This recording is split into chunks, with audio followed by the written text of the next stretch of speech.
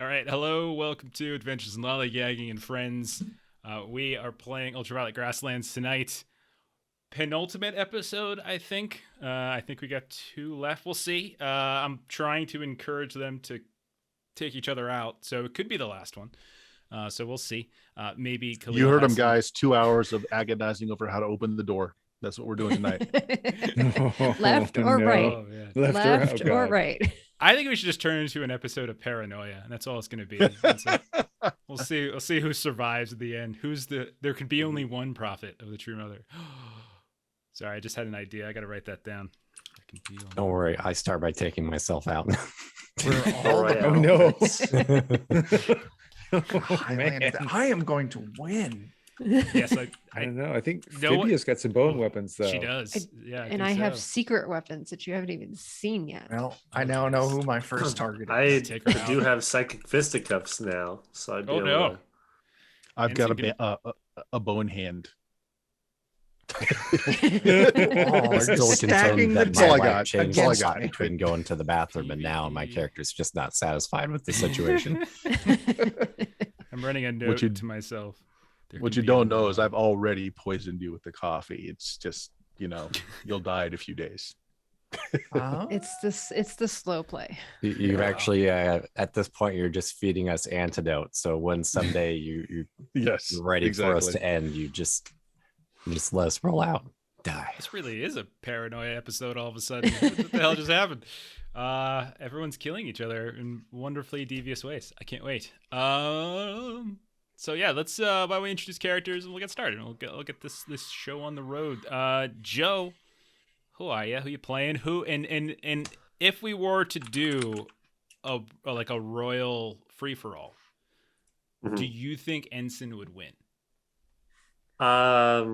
It Give me odds. depends on how aware of it. Like, if he knew we were all doing a battle royale, like going into it, I think so. Mm-hmm. But if he was kind of like taken off guard, probably not. Okay. I feel like Okay. he's very susceptible to sneak attacks, and that's already been established in the day I wasn't here. Everyone take notes. Okay, got it. Yeah. All right. Yeah, Uh, I'm Joe what's with new the with him? Defenders of Kobold, playing Ensen, who last session got 3 additional points of his already 5 strength. So now he's an 8 strength monster, and yeah, it's great. Yeah, you're really, really strong now. That'll be good. That'd be very useful. Strength would be very useful in strangling some of these other people. So it'll be good. Yeah. And you have those fake hands, which is great. Yes, I don't Okay. have hands anymore. They're now made out of like hard light something. Better hands. You have better hands. Better hands. Okay. And our newest character, new prophet, apparently a better prophet than the rest of the caravan, because the rest of the caravan brought 1 of those keys and Phibia brought 2. So tell us about Phibia, Melissa. Yeah. So Phibia Thon is a great folk. So she is, I don't even know that all of these will come into play, but she's good at biomancy and animal husbandry and necromancy and archaeology. And her ability is that she has secret weapons. So there's bones within bones that can, hurt people, and like not literally within bones, but like where you might expect only 2 bones, there's a third one that can, kind of like switchblade out and become a weapon. That's what I'm picturing in my head. And she has very few ties to any of these people. So like there would be no hesitation from Thon if she were like in a PvP situation, like she would just not have any hesitation. Whereas, previously, Lamb might have felt bad about such things, but I don't think Thon is like connected enough with the group to. Yeah, have but would any Melissa feel hesitations. bad about that kind of thing? No, I'm fine. Okay. Because whenever we play like Hidden Traitor board games, you'd be surprised. Like, okay. All right. I made it on the helicopter in the thing before. Yeah. As the thing. Yeah, that's fair. That's fair. It- Okay. I'm genuinely horrible at lying though. So Hey, as Snell, long how's it as going? it's just, Yeah. Right on. All right, next up we got Bert, the coffee salesman. What's going on? A humble bean merchant by the name of Khalil Abu will humbly murder you with his coffee Yes. Yeah, yes. you got the super coffee too, and just Got had the a super nice, coffee. wonderful business deal with some of the folks in With the frat boys. cerulean- Yes. Yeah, it's great. So should this whole profit thing not work out for you, you got something to fall back on. You know, you I got do. that. I Yeah, do. you got a fallback option. Safety net. Pharmacist / surgeon / barista. Yeah. It's a lot of slashes, but yeah. Hey, it's that kind of economy, gig economy. You got to get I'm work where just you gonna can. say that. Sorry. And if he got into a final fight, I would totally mess up any weapon that you use to stab and kill me with. I'd totally mess that weapon up. My gastric juices alone, you see. But, yeah. God. Just picturing that now. He's like a xenomorph now all of a sudden. Oh dear God. Concentrated coffee. Nothing but. Now, the next person is our snot bubble and has been a snot bubble the whole time, but now he has a battle ass. So if Tango were to get into this battle royale, would he go full ghost or would he get into the battle ass for it? Tag team, right? That's how you got to go.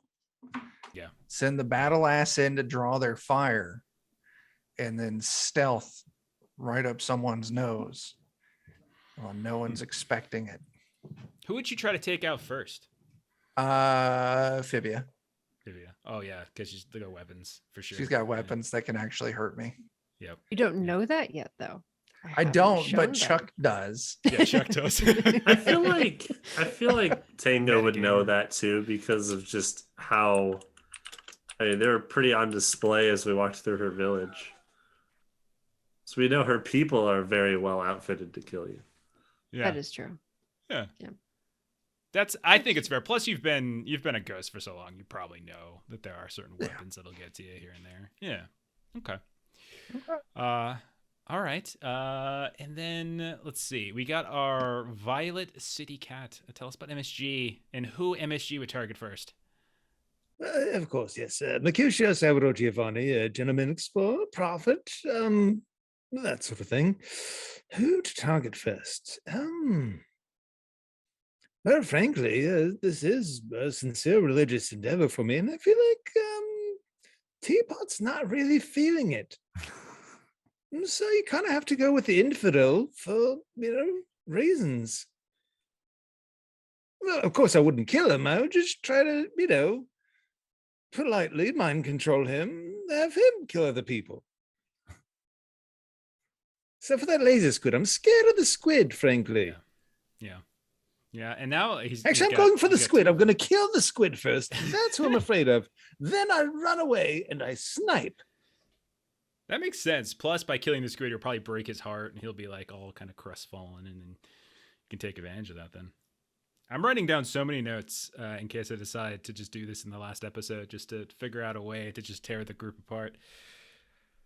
Okay, I should have asked these questions like months ago. I don't know why I didn't think of this earlier, but oh well, here we are. Get us all thinking about how to kill each other. And now for our second newest character, Teapot 2.0 or 1.0 or something. Maybe or maybe beta 0.5. version. Yeah. Tell us about Teapot. Boy, Teapot is now sort of a historian of sorts more than anything, having forgotten the last 10 years of the journey and reverting to old skills. Last he knew, he was using the restroom, and then he woke up in a robot hell. So I think he just like Sir Robins this and bravely runs away. Yeah, there you go. I mean, Sir Robin did live, so I mean that was helpful. So yeah. Okay. He doesn't remember shooting anyone ever, and he sure misses his comfortable toilet.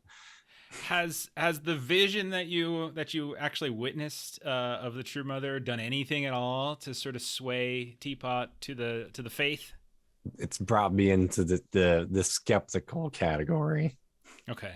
Rather Before than you were just like out. an absolute no, and now you're okay. Yeah, All right. at first I thought it was really cool special effects, but then I realized that, maybe not all of this is special effects, because that'd be some real special effects, or I was just high out of my mind, which could be a possibility. I I really do want to do a battle royale now that I think, because it does sound fun. Because you guys have such crazy abilities and crazy skills and stuff, and I could just lean back and not do anything, and my hands would be clean. Instead, we got stuff to do. So let's dive into the summary then. Okay, so last ep, like I said, made it to Fallen Umber so that Khalil was able to finish up the deal with the Purple Hazers, made a delivery, got paid. A couple people did some training, some other things here and there. You did some research and some searching around, some exploration, trying to figure out where this vision that you had, because you had another vision of the True Mother right around the Fallen Umber area. You met the Great Folk Caravan, where you found Fibia, who also shared in this vision. She joined your caravan because her people weren't really too keen on what she was doing. And she brought with her 2 of those cylindrical keys to the sky that you have 1 of. So you now have 3, and I think you needed 4 in total. So you're short 1 key. However, the True Mother did present herself to you, and usually when she does that, that means there's a gift nearby, because that's what happened back with the Porcelain Citadel when you found your first one, and Fibia, both times you found the 2 that you had a vision where it seemed the True Mother was trying to motion you towards something. And I think it might have been MSG, it might have been somebody else, but as you were kind of talking about, when you visited a place called the Cerulean 5 Oasis, which is where you made your delivery for the Purple Hazers, you also learned that there were these 3 fungal Voam autofacs, these big old Voam factories, like automotive factories that were just like constantly replicating Voams, that apparently are in some kind of perpetual state of sort of war or fighting out in the desert somewhere. And one of those autofacts, you learned the different warriors that were brought out every day to fight and then recycled every night and brought back out anew. One of them looked like the Astro Lions that you all have been seeing in your visions from the very beginning. There's the body of a lion, but the head of like an astronaut, and you've been seeing them over and over and over again. And so this seems like probably the best lead you have as to where this new key, this last key, might be. You've also been carrying this big old package, this giant container that has taken up one of your wagons, one of your burden beasts since the very beginning, given to you by Circle Angelo and the Horned Rat Masters that were in the Violet City. It's empty, but it emanates energy in some way, and you're not exactly sure what it's for. But the idea being, maybe once you collect all those keys, maybe you might figure it out, right? So yeah, we'll go ahead and then start up, I guess. We're still in the Oasis, so if there's any last things people wanted to do, but I think you know that somewhere to the southwest, about 3 days away, is this like location of these different competing automated factories of Voams that are constantly in this state of combat. So, and if there's things you want to do, or if we just want to go straight there, you guys let me know. What are we thinking? Game for getting to work. Let's get to work. Sally forth and all that. Agreed. Okay. Right. Spawn a coffee first. Yeah, I need the antidote so I can continue living to see the next day. Is anyone suffering from anything right now? Anyone suffering from damage or anything like that? I healed I'm all of grumpy. mine up in the last session. I don't have a body. No body. Okay. Yeah. I think that's been going on a while now. Okay. All good here. Okay, let's get started then. So let's see who. All right, so it's about 3 days away. So you guys go ahead and get all your money together. You bid what few friends you might have made when you were in the Oasis goodbye, and you pack your things, get your crew together, your caravan together, and you head back out into like that's sort of the brown, like desolate Fallen Umber area, of which this strange oasis was like the only bit of light in civilization. I'm gonna need, let's see, Joe, go ahead. if you could please enroll a charisma test. If you give me just a Okay. second, I hear the grumping in the distance. Yeah, go for The it. not sleeping child. Oh, wow. 17. 17's very, very good. Very good. In that nothing terrible happens to you along the way, but the 3 days are eerily silent, and to the point where you don't hear any birds chirping, you don't hear any insects, you don't see a whole lot of movement. Even the wind itself doesn't seem to carry with it any kind of whistling, because it's just this long and flat and dead area where there's not really undulating hills. There's no weather, no thunder, no lightning. All you really have are the sounds that you all make: the crunch of your boots on the dirt, the wheels of your caravan here and there, whatever talking, and it all kind of seems to echo just for days. And most of the way it's like this until probably about on the third day, when you're, let's say, about 5-6 hours into travel, like midday, you begin to spot on the horizon 3 very sharp peaks. And as you get a little closer, you realize that they are not peaks themselves. They're not mountains, but instead they are these like tetrahedrous villages that have risen up above the earth. They almost seem to be hovering somewhat off of it. These almost pyramid ziggurat looking like things, and they're quite large, probably as big as the Cerulean 5 oasis that you were just at. And each of them is very, very colorful. So you can see like there's like one of them has these beautifully reflective blues, another one green, one red here and there. And as you start pulling a little bit closer, you realize that the earth that you've been traveling up on, which has been flat and dry and brown and boring, you suddenly see some sort of disruption to it. Not just these semi-floating, massive, like ziggurat-like villages, but also that the earth itself has created like its own triangular valley. And as you sit around and watch, you can see that like pouring out this steady stream from the openings in the fronts of these different floating villages. There's streams of different creatures that are kind of pouring down. Some of them are going down this, ramps. Others are kind of coming up ramps. You see them working almost like perfect, sort of this perfect synergy and the synchronicity of movements. As coming out of one of them, as you start sort of zooming around, and this is all happening over the course of probably hours of you guys circling around the area.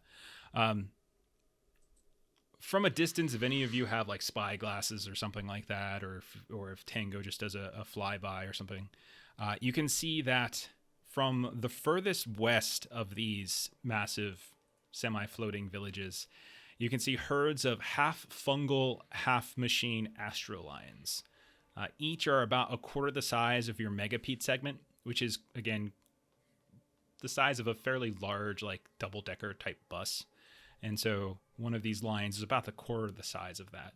From the northernmost autofact, you can see that there are these spider-like scramblers. They're no bigger than a dog, and they're swarming in massive number. And from the southernmost autofact, you see these huge loping bipedal fungal golems that seem to be propelled down by some kind of ancient Vomish tech. And in between them, as you're kind of tracking their movements, you can see that they're kind of moving themselves down this valley as if over the course of hundreds of years that they've been doing this, they've just worn down the valley into this perfect triangle, getting deeper and deeper and deeper. And only the villages themselves are kind of up on the various points of this triangular valley, each one taking a point, kind of staring over top of it. So that's what you see. None of them seem to interact with you. Everything seems fairly automated, as it looks like there's battles that are happening deep down below in the valley. And then you can see that there is some kind of recycler golem creatures, repair drones that are taking what looks like the destroyed warriors, bringing them back up these other ramps and putting them back into the villages, probably to be recycled and rebuilt and then sent out the next day. So, what you guys like to do here?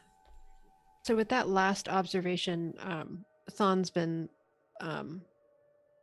just kind of talking about her kin and, kind of the great folk and the people that she came with. And so kind of that last detail would be interesting, just because the whole truth of great folks is sort of how they, kind of reanimate dead bones, and that's how they reproduce. And so, kind of she's just going to be so complimentary of there's nothing to waste. You have a battle, you've lost someone, you regenerate them right back in, and there's just nothing lost. And this is just a fantastic way to be. There's just so efficient. Wonder if there'll be anything like that when we ascend to the true mother. I wonder if there'll be that same sense of recycling and care with the true mother. And you'll probably be like me. And that way you don't even have to recycle. Just are. That's forever. That's one. He just cycles. I just cycle. I mean, I like the idea of that, but I just kind of like having a body, though. It's Sometimes it can be less than fun not having a body. Well, True Mother's got quite a body, so I imagine that's something important to her. There is. I'm banking on keeping mine. Well, and you focused on the muscle, and my folks focus on the bone and the benefits of the bone, and you seem to have gone in another direction, and muscle seems to be more of your. I mean, bone's a great base for muscle, so I like those too. Very. Do we just take the one that has the space line as a sign that that's where we should go? I think so, man. Like lions. Is this like in the direction that True Mother pointed? I mean, you went westward, so yeah. It was really hard to pinpoint exactly where she was pointing, but it certainly seems like this is the right direction. And if these things they seem rather, focused on their function. As you said, they're very precise in what they do. Maybe as long as we don't interrupt their procedure and we go around as best as possible, we might be able to stay stealthy. Do we see any sign of like there being people in these villages on the corners? So by villages, I mean like there are these, again, like floating ziggurats. That's what I mean by it. That's how it was described. So like think of them just like these different points of a triangle above which there are these large, almost Stargate-like floating ziggurats that have these ramps that are coming up off of the ridge line of that triangular valley, and the ramps seem to go up into what looks like a fairly large bay at the front of each. They all look relatively the same. They're discolored and some variants to them, but like mostly they're the same. They're not concepts that are probably completely foreign to you. They certainly are like Vohm autofacts, like what these things are, whether you've seen them specifically yourselves or you've just read about them or heard about them.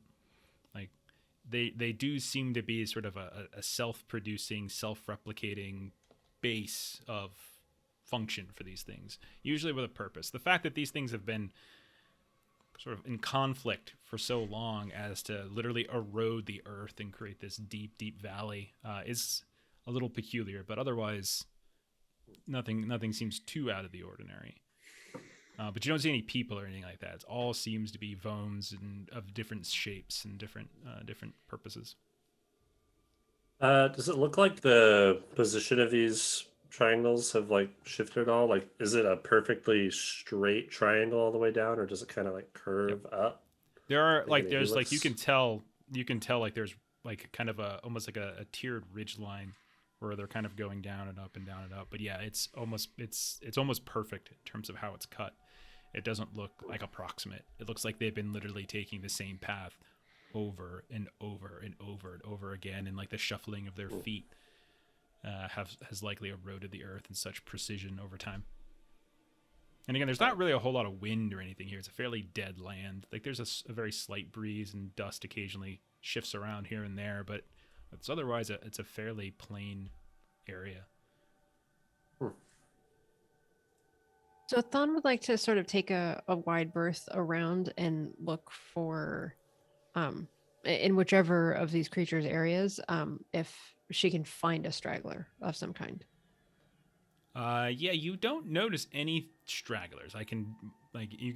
We'll say you guys spend a couple hours just doing a quick not quick once over, but doing a thorough kind of observation. As long as you stay at a distance, nothing seems to be, nothing, they don't come for you. And it's not like you're hidden. You have this massive megapede and these other vehicles, and it's an extraordinarily flat land. All anyone would need to do is look up and they could see you. And none of them have moved in your direction. And so you've seen no straggling whatsoever. In fact, it's been utterly perfect and regimented.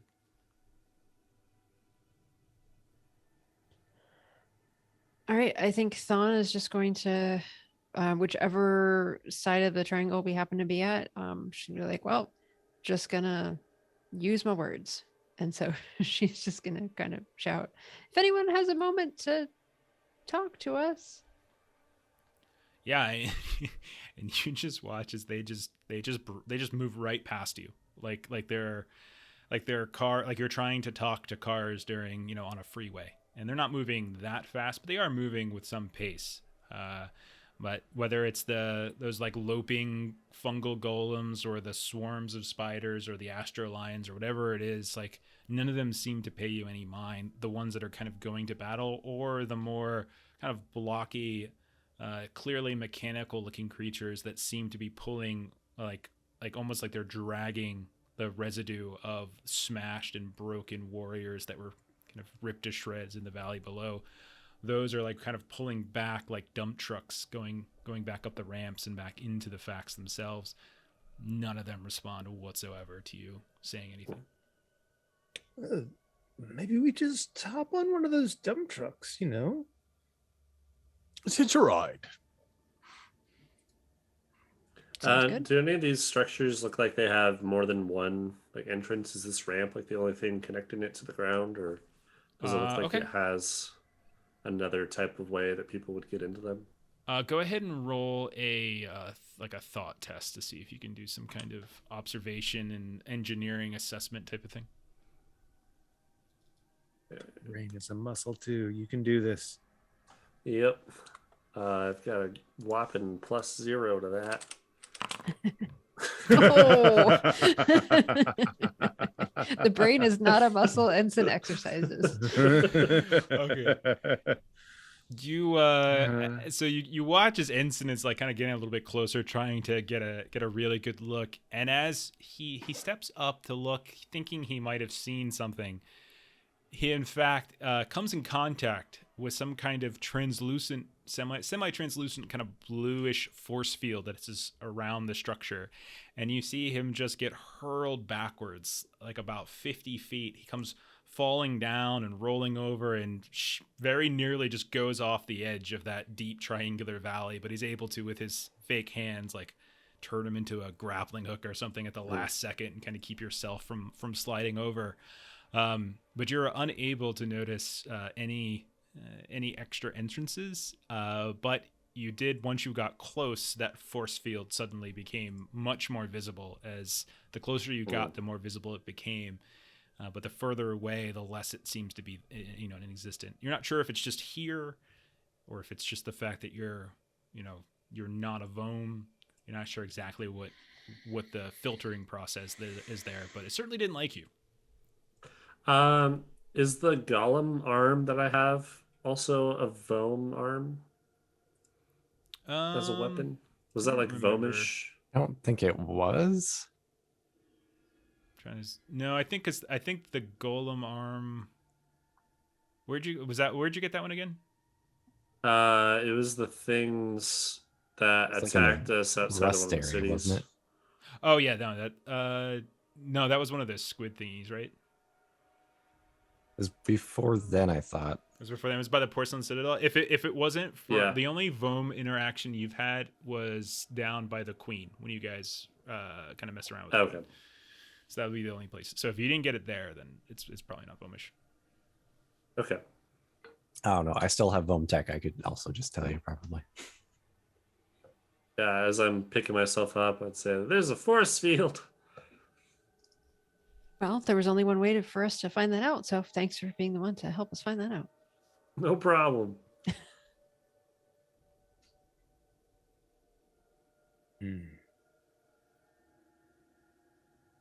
guess we could like get up real close and see if it like opens for them to come and go through it, or if they just walk through it like it's nothing.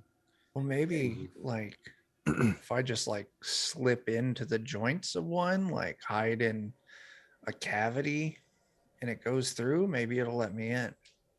And then I can just see things, not get out. This is your home now. Yeah. Stinker, you wanna slip in between the joints and things of one of these creatures? Yeah. Okay. So go ahead and roll. It wouldn't be soul juicing. What else do you Thinking have? outside the box. Thinking Soul outside the box. juicing. Yeah, I'll take that. Okay. Yeah. What's the stat that would tie to that? Probably agility or thought, meaning like I the can give physical movement or just being smart about how you position yourself. Either of those is probably good. I'll give you agility because with that, I get a +7. Oh my! 22. You without that, like they don't even miss a beat of their marching orders as you just slip right in, easy as can be. Now there's nothing here. You just feel programming. You just feel like they're going through programming, things like that. You can't really affect that as much as you can like a mind. And they're just kind of going about like recovery and dump, Okay. right? But you slide in and they start moving up the ramp. You feel this intense nausea, like the memory of whatever nausea felt like back when you were, in a corporeal form, just overtake you as you get closer and closer to, as you see the ramp itself. There's that blue force field coming down. But right as it's kind of sliding in, moving right up to that bit of the force field, at the last second, it just sort of opens, not like it's like a doorway, but it just sort of like the perfect shape of this creature. Yeah. And it goes in, you feel that nausea fade away, and then it kind of comes up briefly as the sort of the shielding closes behind you. It gets a little further up the ramp, and the further away you get from the force field shielding, the better you feel. But you've made it through. Nice. What do I see now that I'm inside? Yeah, you see this massive repair bay. You look around and you can see that you guys went in the Astral Island, right? That's the one you were intending to go in. So you can see what looks like a variety of like disassembly machines, possibly even reassembly machines. There's these just countless numbers of Astral Lions. They're arrayed in all various states of repair and disrepair. Some are like kind of like there's like some in great bulk. Some of them are sort of smashed down, almost like aluminum cans. And you can see that they're like malfunctioning here and there, and almost violently, like they're actual cats like lashing out at some of the repair drones that are moving about. You also see what looks like others that are missing half their bodies, that are kind of soldier crawling across the floors, and you can hear the sounds of like these metal claws on the metal grating. You can see what look like de-patterners that are being dragged about, these huge kind of cube-like like strange-looking tech. But think of it like these really strange-looking wood chippers, where these broken bits of Astral Lion are just sort of pushed into these huge cubes, and spewing out the other side of them are just millions and millions and millions of these tiny little bits of something, which are then scooped up by other repair drones and brought into kind of different areas. This is what you see. Okay. No sign of any living creatures. All Vom. Okay. And obviously there's doors and things that kind of go deeper and further into it. But this is again fairly large, like ziggurat. Yeah. Any sign of like control panels or anything? None. There's control panels, but you can see them. They're on the machines, like on those wood chipper things. Right. You can see you don't see anything. Force field. You don't see. You see what looks like probably like some kind of physical controls for the bay door itself, but you can tell just by looking at it. It looks mechanical. It doesn't look like it's like a force field generator. Yeah. It looks like it's just physically controlling the doors. Okay. I got a lot of information that I don't know what to do with. And you're the only one there. And I'm the only one who can't touch things. All right, cool. I'll do my scouting, like you described, take a look around and then slip into a unit that's leaving. Sure. So I can get back out. Yeah, same process occurs, just in reverse. Nausea passes, and we'll roll over your 22, and you make it back to the group. You can fill them in with whatever it is you want to fill. Relay everything. It's all Vohm robots, all programming, no brains. They're like chipping up and breaking down the injured ones. There's a lot of stuff in there that like it's a very large. I think if we just helped one side to win, it would do something. I don't know, maybe. We could try. I mean, either that or we have MSG slip inside one of these things and MSG can go in and touch things. I mean, did you say that they're carrying like dump trucks of parts in? Like there's these big kind of blocky looking, like they're quite big, like they're quite large. Think of them like big old like F-250s that are just kind of coming by, and like they're Can't you go in the battle ass, pretending like you're a bunch of trash and just land in the back of one of those? I mean, that's what I mean. It's like, couldn't we just kind of swim inside of one of those piles of junk and just? I don't know how we'd get back out, of course, but that's future us's problem. One problem at a time. Agreed. Let's Joe, you're muted. Joe. How long would it take to look at each of these points around the triangle? I'm going to say you guys spent hours. So just if there's something specific you were looking for, just ask me and you probably would have seen it in that time. I'm trying to...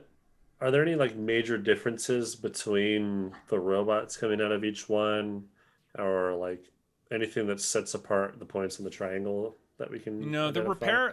repair and scavenger bots all look vaguely the same. The bases they're all colorful. They're very, very colorful, but they don't look design-wise much different. It looks more superficial.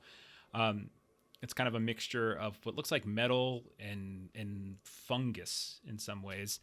And then the sort of the battle robots, the warrior drones and things, those are the only stark differences. And so you've got like the Astrolions, like the big ones that are like kind of like almost hippopotamus size, and then you've got the smaller dog-sized swarms of mechanical spiders, and you've got like the golem-looking ones that are like these big loping kind of simian type creatures.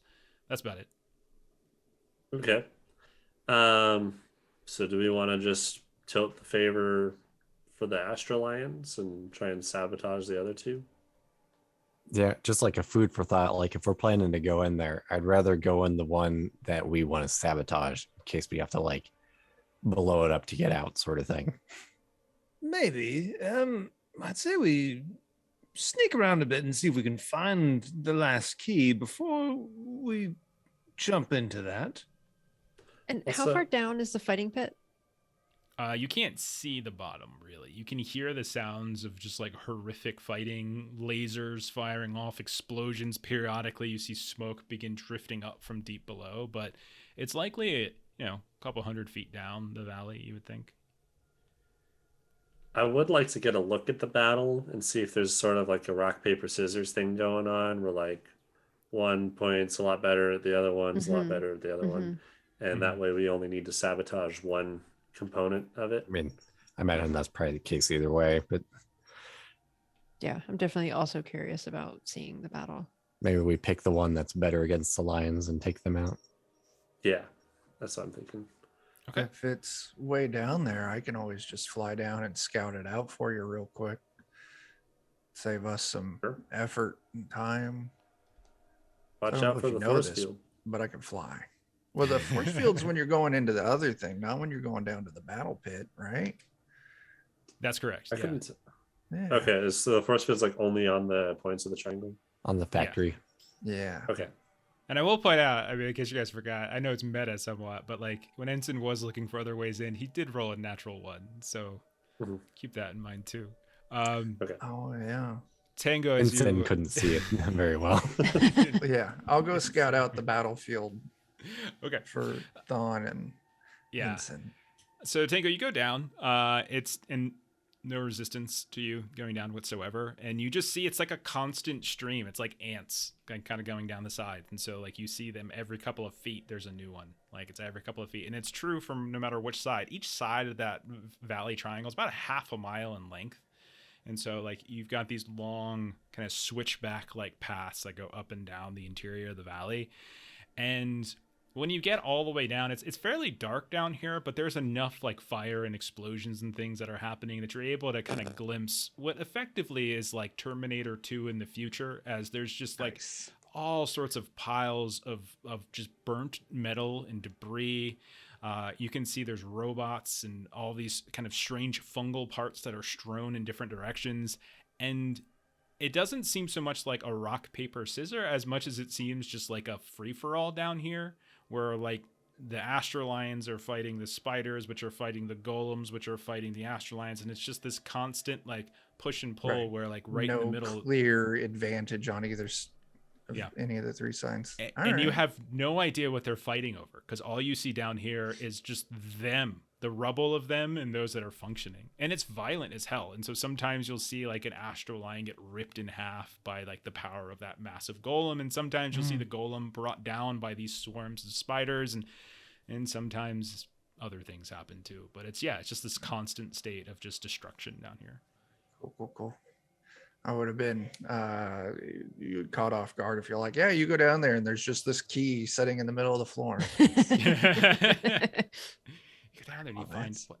Wait, is that a Circle K? Is there a Circle K down? What? Actually, Golden Corral down there. Oh, okay. That's actually what they've been fighting for, is that I'll buffet. go put our fingers in the chocolate fountain. Anyway, I'll go back up. I'll relay the information, but like I'm not great at fighty stuff, so like I don't know if I'm telling you things right, but it really just seemed like they were all just equally beating the crap out of each other. So am I understanding your observations correctly, that there seem to be three sides that generate beings for the purpose of putting them down into this like Battlebot situation, and then pull them apart and then regenerate them, and then Battlebot round 3220? Yeah. It's like I'm an expert here. It's like they're ghosts, right? They probably had a reason for doing this at one point, but they forgot it. So like they're just on repeat. Like, are the robots that are extracting the broken ones being ignored by the conflict? Listen, man, I saw lots of stuff, but I don't know what you're looking for. So I just need you to relax your nostrils and go with me for a second here.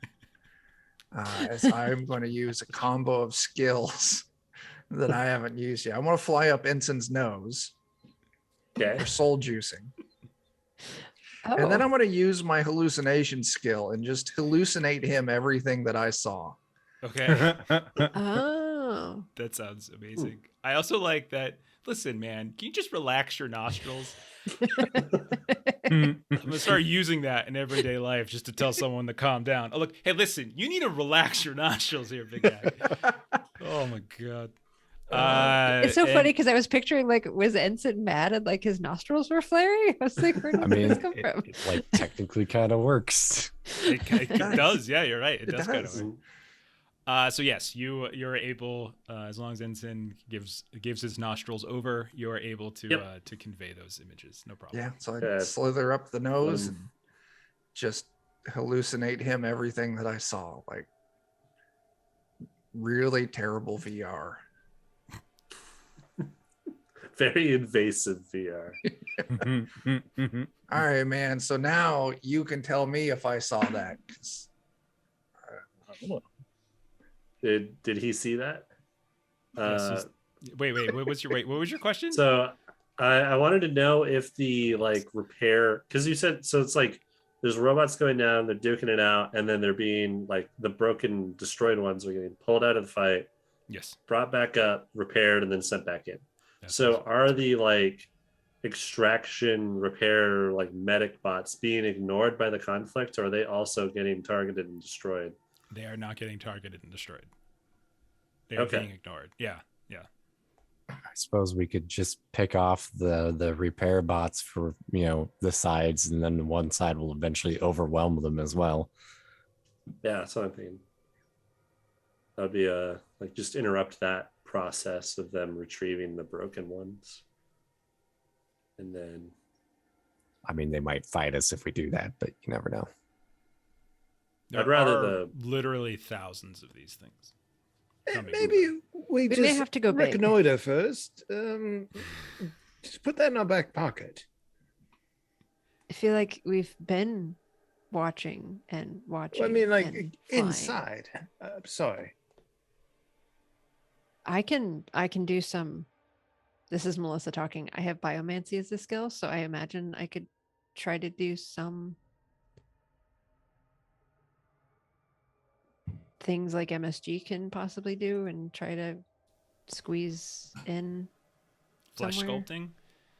I mean, I don't know if it's like, I biomancy is like, is that the idea of, I think, sort of manipulating like dead flesh is sort of what I interpreted it as. But if you have a different view, that's fine. I think I saw it because necromancy was separate from biomancy in terms of Right. the skills of Yeah. great folk. So I was seeing it a little bit in sort of the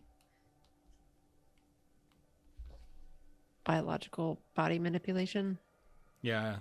If we go by the glossary, and this is not official, we can make it whatever that we want. So if you Sure. have, we should go with what you want it to be. So, but it's the wizardry art of sculpting flesh and bone and sinew to create living works. So the bird and beasts that you all have in your caravan, for example, is the most common example of this. The idea of Frankensteinian like grafting together of meats so as to create something else. There ain't nothing meat like here. This might be a case where the Vomtech skills would possibly be more useful, Mm-hmm. which I still have, you know. So Oh man. how difficult would it be to just collapse like the pathway? Because you said there's like these like paths that they're taking down in this pit and they're coming back up, right? Could we just like destroy the like whatever path they're taking, kind of collapse the road Yeah. on both sides? Well, there's no real road. There's ramps that go to like sort of the ridge line, right? So the ramps themselves work up into the bays of these big old ziggurat thingies, and most of the ramps are kind of covered by that force field type thingy that Tango managed to bypass when he was inside one of these repair bots. We're not necessarily talking about the ramp, more like because was it like roads that were kind of like eroded into the side of this pit that they were Yeah, taking down? like literally just natural wear and tear of the sides of the wall as they create these little natural switchbacks as they work their way down the sides of the valley. Maybe like collapsing those for two of the sides, that the other two that aren't That would just impede their progress of getting up and down. But Wait, are we supposed to be destroying it or just like exploring it? Because like, what if we mess it up and it's something that the True Mother set up? Like, we should. The True Mother doesn't hand us step-by-step instructions. We have to interpret what she meant. Yeah, Right. I'm just What saying, if but we piss off thousands of robots and creatures, it could cause a bit of impairment in our search for her gift. Maybe we do a little more searching and we save the battle versus thousands of robots for an absolute last-ditch necessity. Just an idea. I'm not That's saying that fair. we couldn't take them, but we can't take them. well, if it seems like they're ignoring the medic bots, we can just hop in one of those maybe and write it down and get a better look at the floor. Try and stick close to those things. or do we want to hop in while it's going back up inside the thing and go look around inside the complex? Because like I looked, but I can't touch things. So like, Is there I one can- of these repair trucks anywhere close by? Yeah, they're literally Constant stream. it's Okay. it's a constant stream. So like Next every time 100 one feet or goes, so. Thon's gonna jump in the back of one. Oh yeah, sure. Yes. I'll Absolutely. jump in Yeah. after. I was gonna say I feel like we've reached the door that we won't open. that Yeah, we discussed exactly. at I was the about beginning. to, I was gonna Yeah. type that in chat, but I was Just like, jump. that's too snarky. I'm not gonna do it. It was funny with like Melissa's like the true mother doesn't give explicit instructions. I'm like, yeah, I wish she freaking would. It's a shame. Whoops. No, it's fine. It's Oh fine. That's yeah, funny. I'll go in with Thon and be like, just so you know, when we get close to the force field, it makes you feel really like sick and gross and like throw up. I haven't thrown up in forever, but like I've got a skill for that. I'm fine. Yeah, Iron You let's, felt stomach. phantom puke. let's Yeah, commit iron to the gullet. mistake. Okay. I imagine I Iron would Gullet. just Are- turn are we- inside out, which Are we would just going be to the normal. golems or the God. spiders? I'd That's just be the question. facing the other direction. I mean, we've seen space lions in divisions. Yeah, let's line this up. Or going to Lion the one? golems or the spiders. Lions. Neither. Neither. So we're gonna screw up the one that we want to save. We're not screwing No, up. we're not anything. going to screw anything up. We don't need to antagonize here. We investigate. We don't need to focus so much on destruction. I can't believe I'm all for destroying things and blowing things up and doing terrible things. I want to come back out though, and like the only way I know to get out of a force field is to break it. Or just go inside and find the switch and turn it off. Break It sounds it. like these trucks are going back and That's- forth. It's still the same. Thon is in a truck and didn't hear the Yes. warning Wait, and let's is like go. inside Let's go. somewhere. Hop on a truck Yeah. and go. Fibia, I'm Fibia in roll right a after. endurance test. Okay. Remember when I said 2 episodes last? I was way off. Yeah. I'm on a Yeah, truck. like 8. So everybody on a truck roll endurance. Yeah, anybody on a truck roll endurance. Okay. It's Do I need specifically because it's No, you're nausea. fine, Can I Tango. use my iron gullet? Absolutely. Sweet. And that would let me use my proficiency bonus thing and my skill. with it. Guys, Correct. you guys Well, maybe crit won't use provincially my is your only skill. nat 20 for the whole night. Oh, wow. Nat 20. Oh. Guess Just hope really Khalil well. doesn't throw up. He'll melt through the thing. That's true. Does a 12 make it? If not, I'm willing to spend one of my heroic die. A 15 is what you need here. And by the Alright, way, I'll you all could have taken one at the beginning of the session as well. A heroic. I got it. 15. Nice. Yeah, perfect. So all of you feel intense nausea overwhelm you, and some of you probably get a little of the, like in the back of your throat as you feel something wash over you. Like it's hard to pinpoint exactly what just happened to you. You feel like maybe it's some kind of like filtering system, scanner system, like these creatures went out into like the environment and now they're being brought back in and kind of maybe cleaned, or like something has sort of been drained from them. The idea of maybe inside the ziggurat there's some sort of like sterile environment here, and this was some kind of device to kind of prevent that. You're from just happening. baked with radiation. So yeah, you guys are probably gonna die in about 7 or 8 months. So there's that. Then you're gonna be ghosts like me. But all We'll be of you, ascended by then, and maybe we'll get a purification along the way. but all of you make it inside, and you do see the same bay that Tango saw. So again, tons of these astrolions in various states of repair, painfully moving about in the area. And there's these huge, like disintegration wood chipper thingies that are being loaded. They're being loaded up into by by repair drones and things like that. And you see these massive piles of these tiny, almost sand, like this glistening kind of gray metallic fungal sand. You see that there are passageways leading out. You do see some smaller, what looks to be like specialist drones and things like that are sort of moving deeper into the system, and others are just sort of recycling through. None of these things seem to be directly reacting to you. However, like whenever you pass by some of these malfunctioning astrolions, they do lash out at you. So you do have to be somewhat careful how you move about in here. But it doesn't seem like anything is adversely reacting to your presence in a very specific way. So Thon jumps out of the little dump truck that she rode in on. Like walks around, counts all the doors, and just keeps looking and waiting and looking and waiting. Yeah, there's It's this big old bay, the bay door that goes back outside, and there's these two very large. Think of everything as very, very big. Mhm. So like these big old archways that leave one, they kind of leave divergent. It creates like a Y system, and they kind of each kind of go off deeper into the system. No ordinary people looking sized doors anywhere. No, everything is quite enormous. Even like the smallest of the drones here are still a good 4 times your size. The rest of the group finally arrives. Thon is just going to look at all of them and just say, and this is why you all only have one key. I already scoped out these doorways. I think we should go left. I agree. The left way is the right way. Let's go. left. Okay. So you guys start journeying inward, and you start to feel a steady ramp kind of moving upward as you entered into the base of this ziggurat and kind of tapers off to the top. And you start working your way up.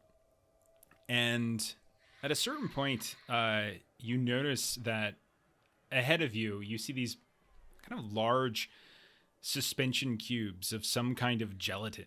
And when you get like the closer you get to them, they start to do this very subtle like vibration, as if they almost sense that you're getting closer and closer to them.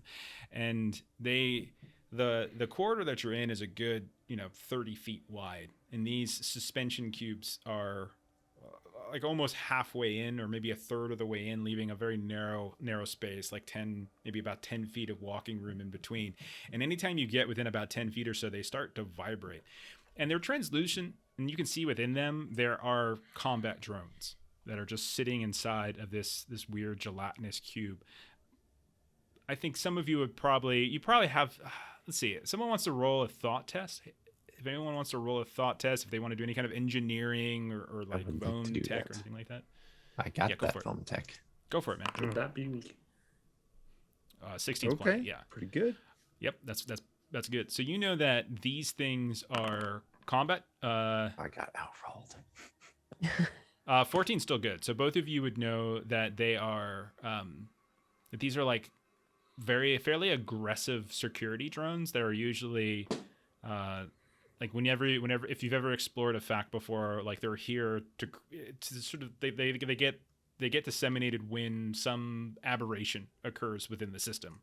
They're fairly aggressive, and that they usually have some kind of like acidic like attack to them, but they're also able to self-replicate. They have this sort of internal strange mechanism, and you also would know that disturbing them could mean like this endless wave of these things kind of popping out, because you see them all lining down the corridor here and there. But you also know they probably would be like, they're probably dotted in a lot of places. Like they're probably all over, like these little segments here and there. So basically what we're doing here is like I was telling you guys before, kind of delvish type stuff where I'm throwing like obstacles and you guys have to figure out ways around them. Like how to get into a building. I did not think that was going to be as big an obstacle as it became, but it was very fun. So I'm okay with it. Came up with the idea like at the beginning of the session. Yeah, it's okay. Oh goodness.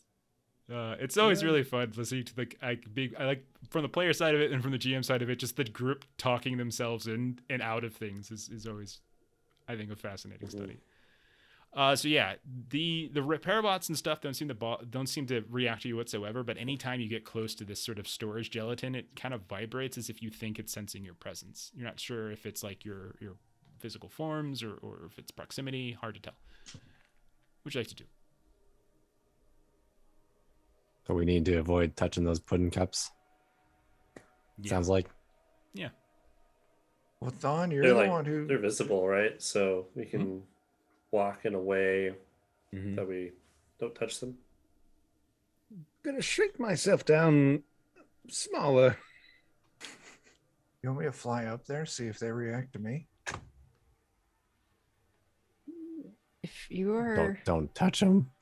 if you are I interested can't. in always being the canary in the coal mine, you can go right ahead. It's really good because I can't I'm already dead. So like, Yeah. you can't get me twice. The dead canary in the I claw. mean, worst case scenario, if that does happen, you could lead them on a wild goose chase in a direction other than where we're going. We have one of those. Direction. Well, Oh yeah, You I go thought you that meant way. goose. I was like, oh, we don't have a goose either or a direction. Which way are you guys going? That way, if they chase me, I can go the other way. Left. Okay. We're still like in a single corridor, right? Does it seem to be Yes. like working its way up? yeah, it's working its way up, and you don't see like there's separate. You haven't seen like other paths moving off in different directions. Like you've seen like these little traps here and there, where like on walls and things, where that'll suddenly open up as one of those like specialty drones will slide off into a very specific receptacle. But you haven't seen like doors the way you would in like a human civilization. But like this is like this looks like some sort of massive throughway where like some of the bigger bots might come through. But then the more like the smaller specialty drones are kind of slipping off into their own specialized receptacles. Just go farther in and we'll catch up to you. Okay. I'll go further in. All right, Tango, you get close and they do in fact react to you. You Okay. do see the gelatin begin to shake. You do kind of see the drones inside begin to move.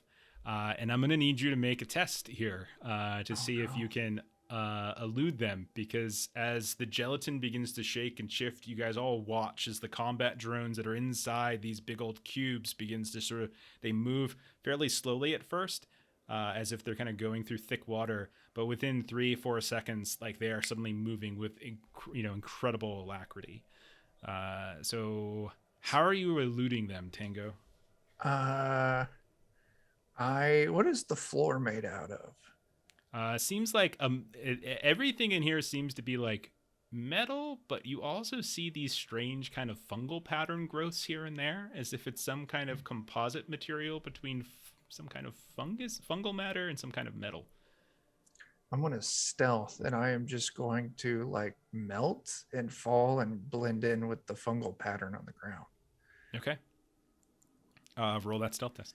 As Yeah. Assumingly you're leading them away a bit and then you're stealthing.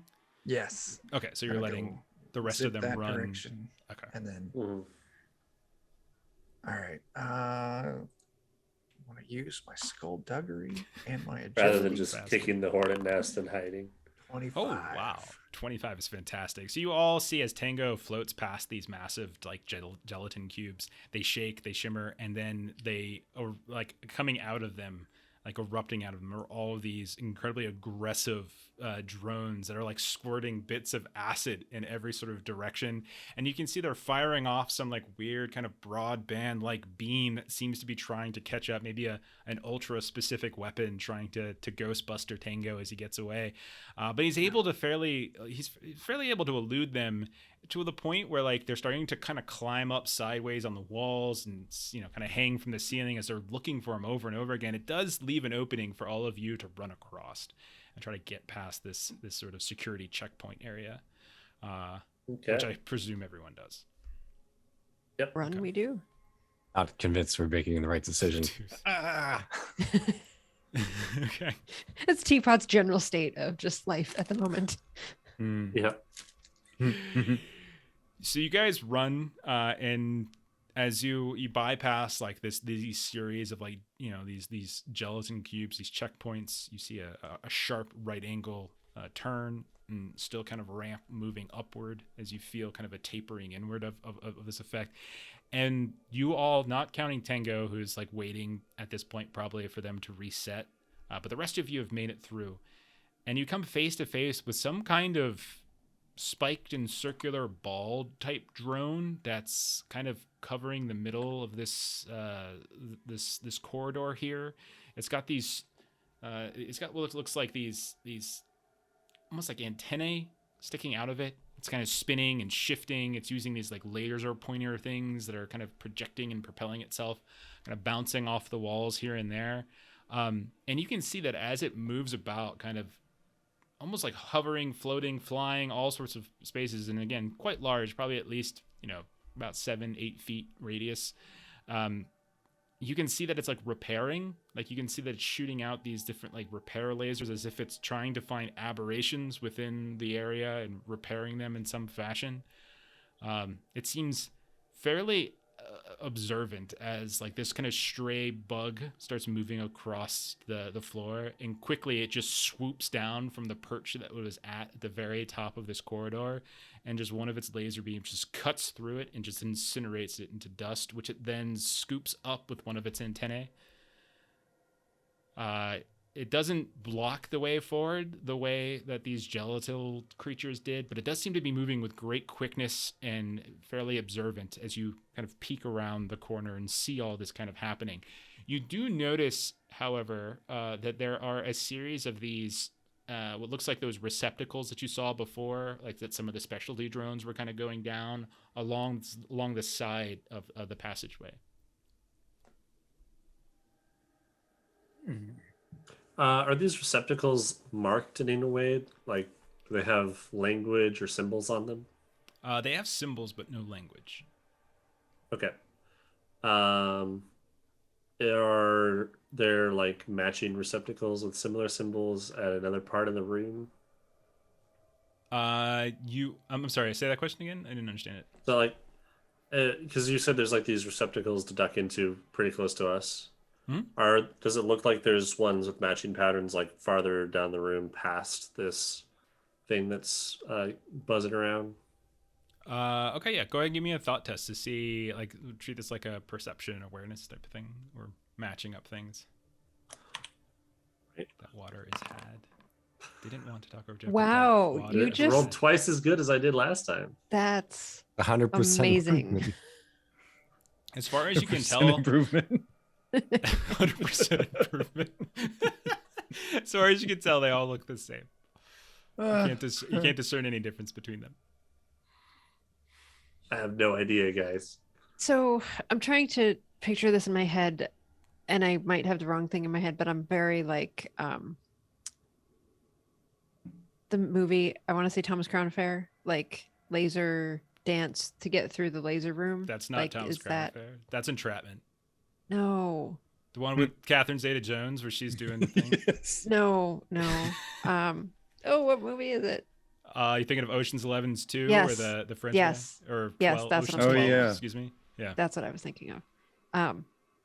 Is that the laser kind of scenario that we've got going on, that theoretically an agile person could make their way from point A to point B? Theoretically, an agile person could potentially get past this thing. Think of like a very large, bouncing, spiked, terrifying volleyball that can shoot lasers and incinerate things, bouncing off the walls at great speed at the slightest change in the corridor that it seems to repair. Does it seem to have like a Corridor. reset time? Like did it vaporize that bug and then slow down for a bit to like recharge and then That go back sounds like at another it? thought awareness test to try to figure this out. All Try right, to I'm great at deduce this. Yeah. I love that Ensen, the muscle man, is asking all these things. There we go. You do notice that when it actually is spending time repairing bits of the wall, it does seem to have to take a moment to kind of shift and reset. So if at any point you wanted to try to make a run for it, that would probably be the best time. And how big mean, is this ball? Like It's just one of catchable? them, right? Like it's just one, right? No, yeah, but it's a very, very, very large volleyball type thing. Think of it like about 5 to 6 feet in diameter. Again, everything's much bigger in here. Think of We have this people with ziggurat guns. like Do we just want to Texas. shoot up the walls and then that was what I was gonna say too. It's just let's damage the wall. Give it something to aim at. Shoot that way, run this way, sort of thing. Good plan. Okay. So is that what you guys do? I don't believe in guns. Yeah. I don't have a gun weapon, but someone I else don't should believe shoot. in guns. They very Not right. clearly, demonstrably exist.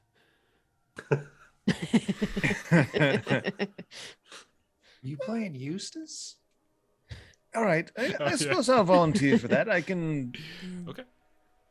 stretch my arms out to have the gun be a little bit away from the core of my body, and if things go poorly, I'll just, weebly wobble my body around the room. Are you trying to like fire to like distant points, like so that they're far away? Okay, yeah. Go ahead and just roll a range combat of some kind, or sniping I test, will. whatever you normally roll for shooting. I will. And don't know if my weird body does much to help me with that. If it was combat, I could have advantage. So yeah, I have an enhanced. Oh, I don't advantage mind there. it. Yeah, if you're using your strange body to extend out and make it easier for the shot, you can use it. It's fine. Okay. Because why not? We'll try and. 18 would be 18's plenty. good. Yeah. I'll take 26. 26 is even better, as Wow. you manage to find the highest possible point in this corridor in the farthest and most remote corner, and you just light it up. And it doesn't seem to react to the firing itself, but the minute these ruptures happen in the paneling on the wall all the way up, you can tell it already zips like super fast, almost as fast as the bullet itself, up into that corner, giving you all time to move. It's probably at this point too that Tango, you're able to detach from your stealthy position and you hear the sound. I assume ultras can hear. I don't understand how that works, but you do, and you hear the sound of like Tango's gunfire. You float quickly, and you can see that, yeah, they're starting to run across. You can interpret the pressure differences of air moving through his form. Yeah. I feel the wind though. Like anyway, if I see them running, I'm running It's too. weird. Okay, fair enough. So you look back and you see Tango for some reason in a ghostly bipedal form running. Just makes no sense. Like now's not the time for this. He's just making fun of us now. Look at you on legs, all goofy looking. Ooh, I got legs. These are great questions. How ultras have senses as a ghost. I don't understand it. Okay. Magic. So you guys move forward a bit until you get past this thing, and you probably pass by a couple more, but you use sort of the same trick along the way, just constantly like aiming for specific spots to just draw them away as they repair with this like some level of OCD that's just it's extraordinarily obsessive.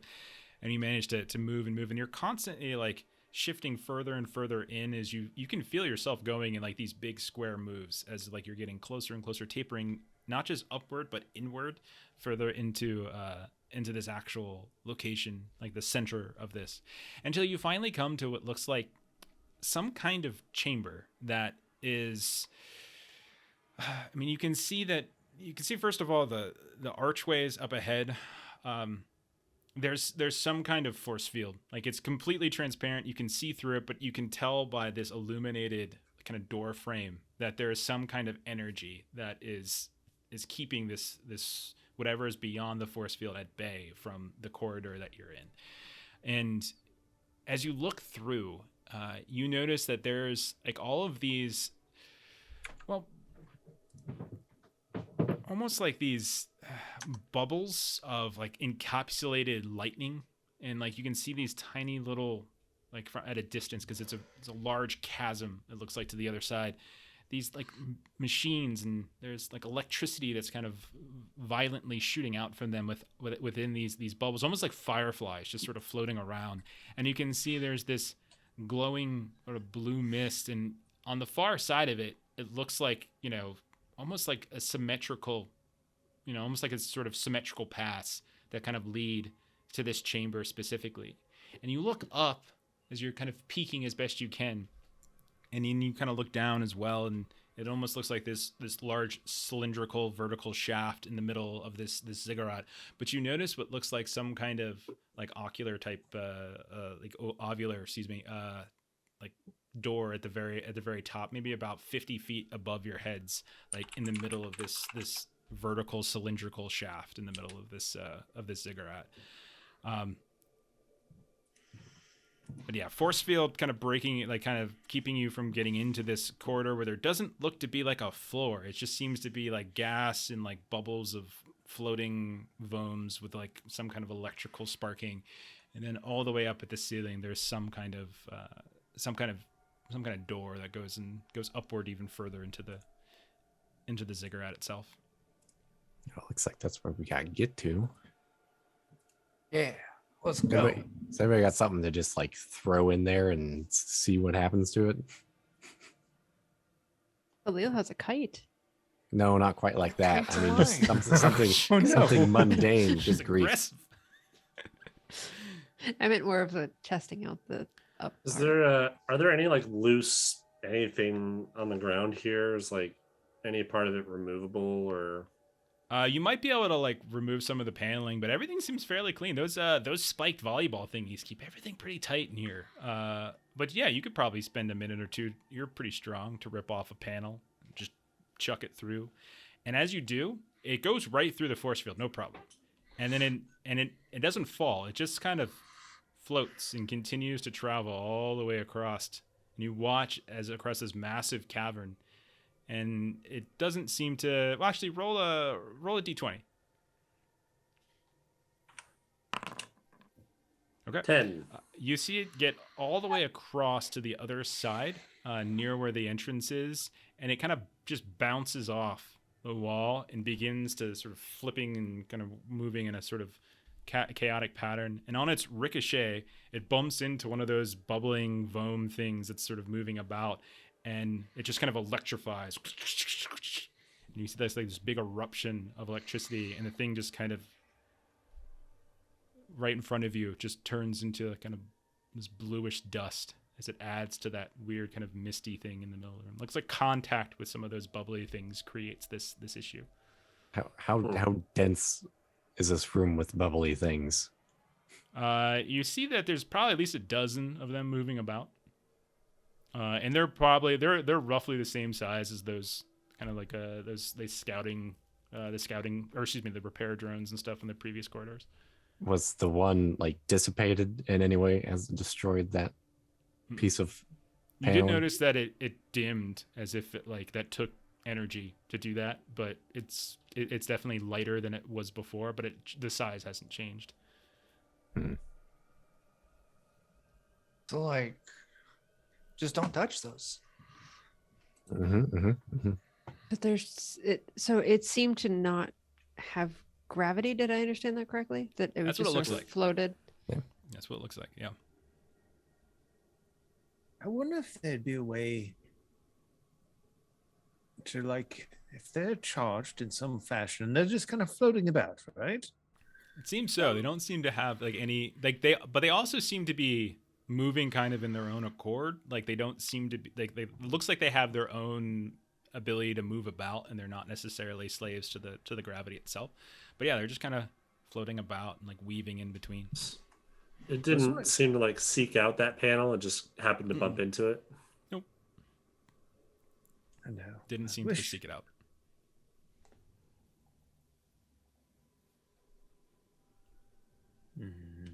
Maybe a bad idea. We could try and shoot some laser into one of them and see if it impacts it in some way. Okay, little guy. We need you here, buddy. I get out kite. Okay. Stroke him a little bit. Go check it out.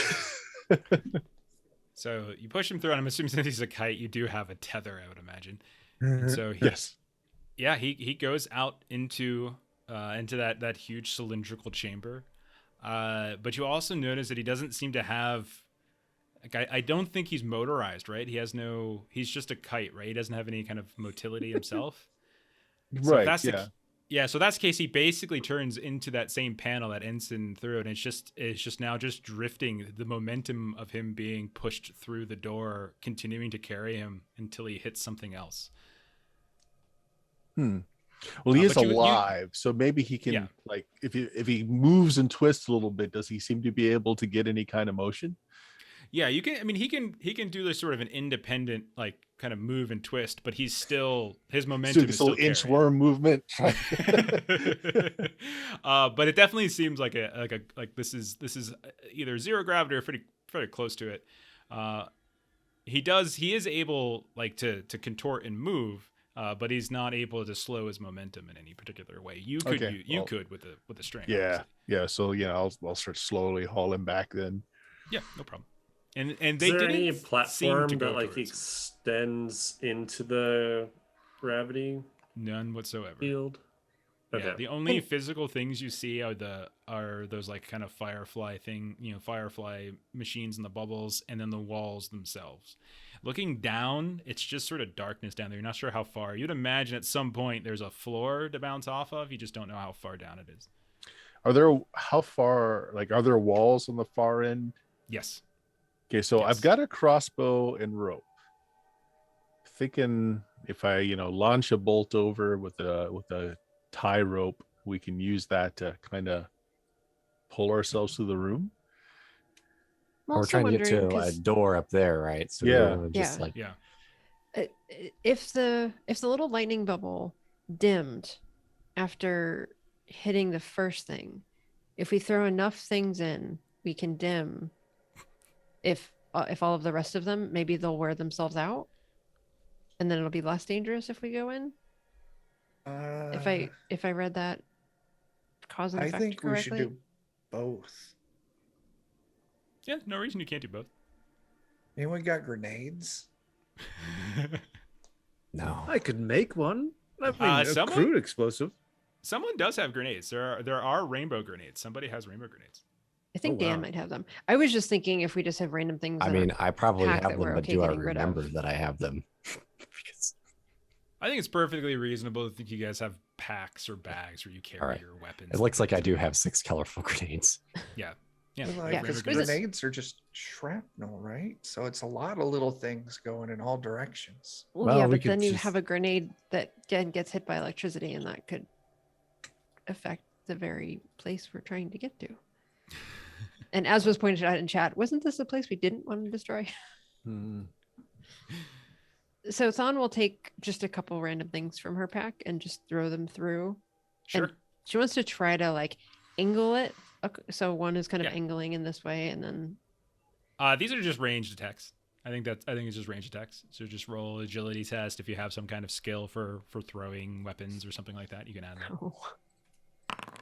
14.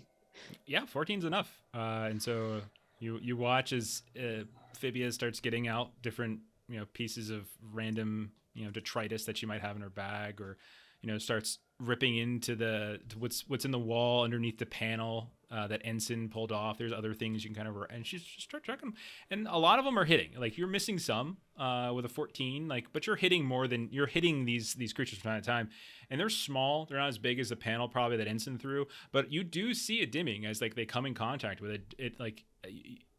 You definitely feel fairly confident that your theory here has some merit, that might be diminishing some of their electrical power. Khalil, if you wanna just roll a ranged attack to try to fire a cable across the wall or across to the other side, that's fine. So I have sharpshooter. Will yeah. that help? Absolutely, yeah. So, So it's an what does it agility do? test. So you roll your agility. So roll an agility test and add whatever your proficiency bonus is, because you have a skill for it. Does it look like we're trying to get like across a chasm or like up? I think Is you there- guys are probably smart enough to realize that this They feels come together. like this feels like it was a symmetrical pathway, and you're looking directly across to the other side. Had you gone right instead of left, you might have ended up here as well. Who knows if there were other things Okay. along the way? But probably you would think if you wanted to continue to ascend, you want to go up. Is probably more likely. Okay.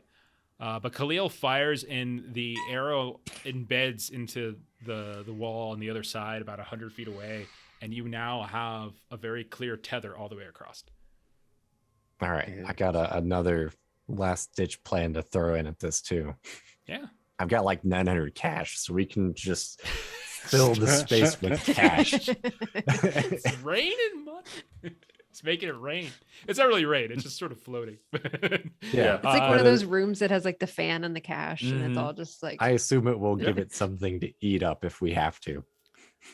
Sure. So I think between Phibia throwing all of that detritus and Teapot now throwing in all his cash, the room is just filled with just debris at this point, but it's constantly poking into these bubbles, and you're constantly seeing like the flickering of electricity here and there, to the point where most of them have dimmed somewhat. They're not fully dark, but you definitely get the sense that they have probably been reduced in power. How are y'all getting And- up? Yeah, go So ahead. this beam, like this rope now is like horizontally across the chasm. Horizontally across. All right. I'm gonna like climb out to the middle of it and then just like use Oh, it to we- launch myself straight We up. didn't Absolutely. just shoot it up towards the door we're going at.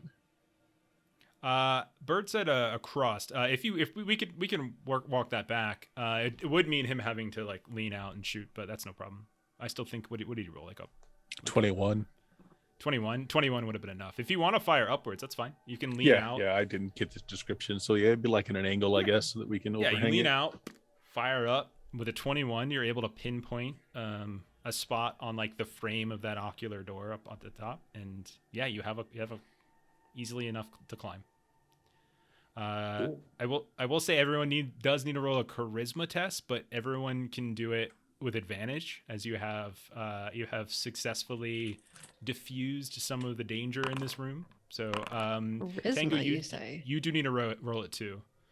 So it's just like, or let's say if you were skilled in spelunking, could that help you with? Absolutely, the climbing? spelunking would apply here for Yay! sure. Finally. Using my spelunking. So this is charisma plus spelunking. Okay. It's luck, but if you have it's luck just Right. to,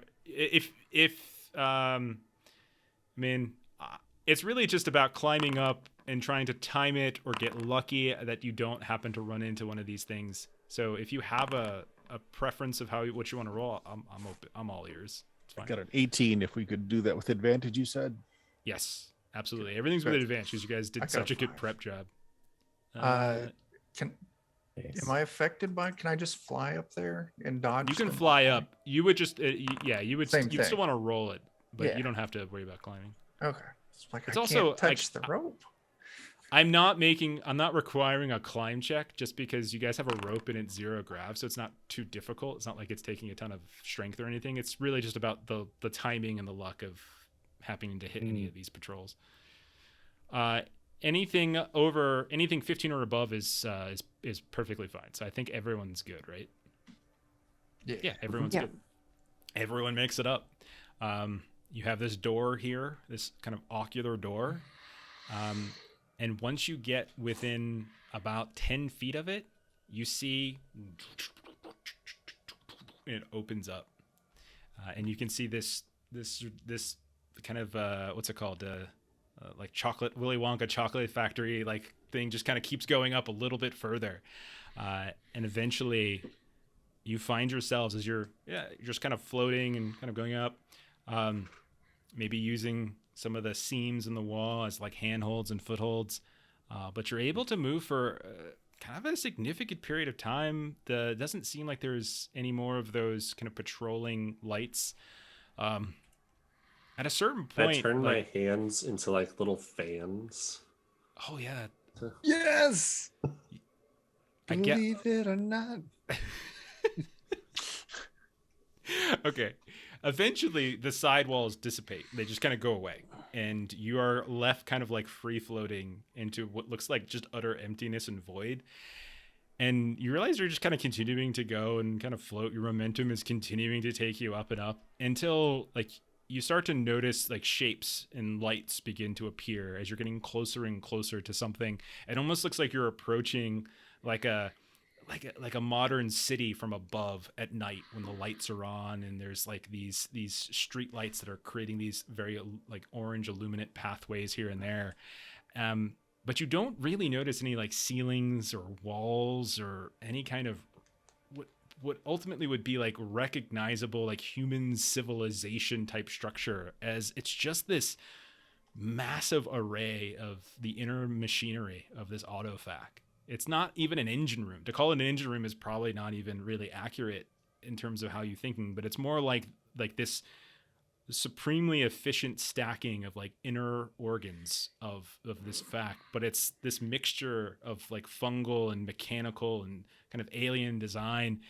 And you look around for anything that resembles like a console or a place where someone would stop and type in controls or throw switches or levers or things like that. But it just really seems like this vast, like in all directions, upwards, outwards, to the right and to the left and forward and back.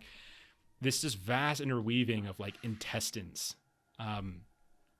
But as you guys approach, you do hear the voice of the true mother echo in your minds. And I believe it was, what was it? The way out is through. What was it you said that, what was it Phibia said she said? Let me check my I think notes here. The only way is forward, I think. The only way is forward. So as you guys are moving towards it, you just hear her voice like echoing as if you guys are doing right. You get the sense that somewhere within this vast, like, intestinal network of autofac machinery is the final key to the sky. Nothing's moving here, though. Like, you're the only things that are moving. Like, you don't see any other drones moving about, anything like that. Strange. But you're just sort of like floating in a it looks like space. Kind of like organs or almost like biology, like robotic. It's biology fungal type and stuff? mechanical. Yeah, it's fungal and mechanical. Okay. So you see, yeah, it's definitely a mixture of those two things. Are there lights anywhere? Everywhere. It's again, it's Everywhere? like Okay. it's like you're descending upon like New York City at night. And so everything's darkness, but the lights are so bright. The street lights are so bright. You can see this. The movement you see is about like the shifting of lights, like in through veins and cables and all sorts of things like that. Nothing seems to be approaching you. Like you don't see anything kind of chasing after you. There's no drones moving about doing anything. It's like literally you guys are like Martin Short in inner space. You're just sort of moving about inside of like, inside of the body of this massive autofac. But somewhere Yes. buried in one of these like intestinal areas is the cylindrical key. Do the lights seem to like converge or like leave from anywhere? Do they seem to like always be rippling outwards or inwards in any pattern? Roll a thought test there, Ensen. Ensign with all the. Oh, what was that? Oh, that's That is a D100. I don't know why I did that. A 52. Oh my goodness. Success! Natural 20. Wow. Oh my Okay, goodness. in the game. They do actually. As you're sitting here, kind Awesome. of just floating forward, and you start working out the pattern of these lights, you do think you see them kind of coming and going. This kind of central structure that almost seems like kind of octagonal in nature, or or like a dodecahedron, and almost like it's a heart. If you think about how blood beats in and kind of gets filtered and goes out and everything like that, like it's kind of got that feeling to it. And all of the lights seem to be one degree or another funneling in towards it and funneling out. Okay. I'll call that out and then I'll like angle my hand fans and Oh, let's go pull the plug then, guys. Yes, Jeremy. This delve led you to a heart. Okay. So are you guys going there? yeah. All right. Yeah. You get up close to this, which is it's basically like a think of it like I think a dodecahedron's about right, and there's all these different sort of network pieces moving off and away from it through which those lights are traveling. And as you get close to it, you realize that it's not metal, but is this kind of sheen membrane of fungus with some kind of interlacing reinforcement mesh. And as you get close, you feel like a boom, boom, boom, boom. And as you get really close and you put your hands on it and you look through this translucent mesh, you see glowing inside. It's not a perfectly transparent view. Everything you're kind of looking, it's almost like looking through a bed sheet when there's a light on the inside. You see a cylindrical shape begin to glow. Now, the dodecahedron is quite large. It's probably big enough it's like the size of a house, essentially. But you can see that cylindrical glow inside. And it only started to glow once, like, maybe Ensen or somebody else kind of gets really close and puts a hand on the mesh itself. So who wants to do the open heart surgery and go get this thing? I was really curious. What, Fabia, does your crafting, is that only on flesh and bone? I also have animal husbandry. That, I'm new. like- I've got skills. I'm not really sure what to do with. She climbs on top of the heart like it's a horse. Giddy up. Let's go. Well, I mean, that might be good for, like if we find Mrs. Battle Ass later. Make baby battle asses. Why were Sorry. you asking, Jeremy?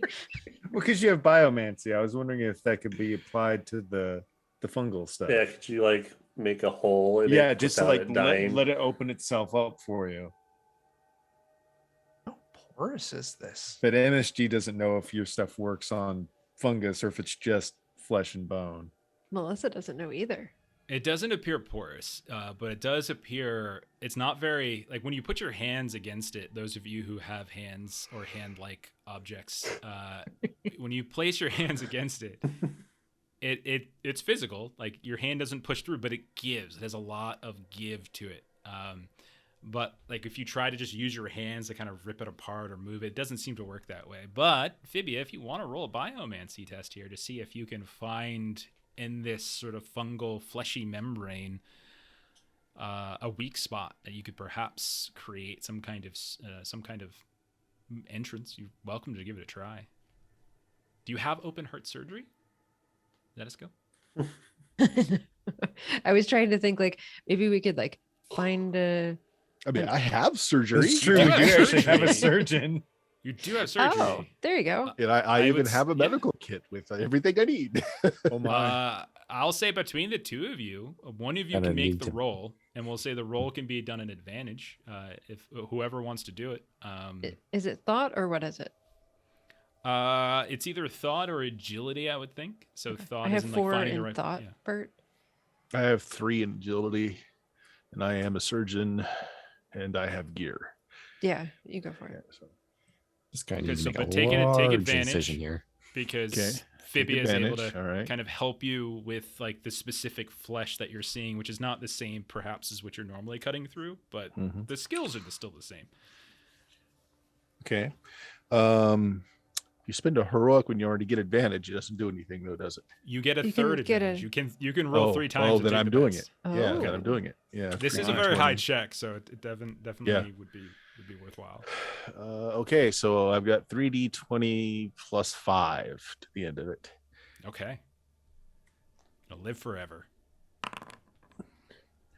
All right, so we'll parse this out. What is it? I've got a 16 is the highest, I 21 guess. is your best. Plus 5 is Yeah. 21. Yeah, plus so it's DC 21. 19. DC Yes. 19 as a pass. As between Fibia and Khalil, kind of scouring around looking for any signs of weakness, Fibia, you're able to find an element of this, which is it's not the same as like physical flesh of some kind of mammal, but it does have that kind of membrane to it. And you're able to help Khalil find like a specifically weak point, and Khalil gets out his doctoring gear, his surgical kit, and gets to work. And it takes a little time. It's not like a tiny little tissue thin, but you're able to kind of carve through a few layers, cut through the sort of the almost metallic mesh, and eventually create an opening big enough for all of you to slip into if you would like. Yeah. Okay. Well, let's go. You slide inside, and you can see that the fungus in here is this sort of looks like a kind of a reddish purplish color, and it's kind of stretched from one side to the next. It's very much like you would think of tissue or almost spider-like webbing here and there. You don't see any real signs of like any kind of computer system or anything like that. But you do see wrapped around your cylinder a lot of these different tendrils that are kind of moving bits and pieces here and there. There is kind of that kind of meshy platform on the bottom on which the cylinder is currently resting within, again, probably about a house-like size. There's no rooms. It's just a lot of difficult movement about, as like there's essentially like a spider web worth of fleshes, but you can dodge around it easily enough. Okay. Yeah, I'll try and. So you said that the cylinder of the thing is like against one of the surfaces of the heart. Yes, it's on like a mesh on we'll call it the bottom. Okay. Yeah, I guess I'll just try and rip it out then. Mhm. I'll like put my feet on the side and just dink on it, see if it pops out. Sure. Roll a strength test. Okay.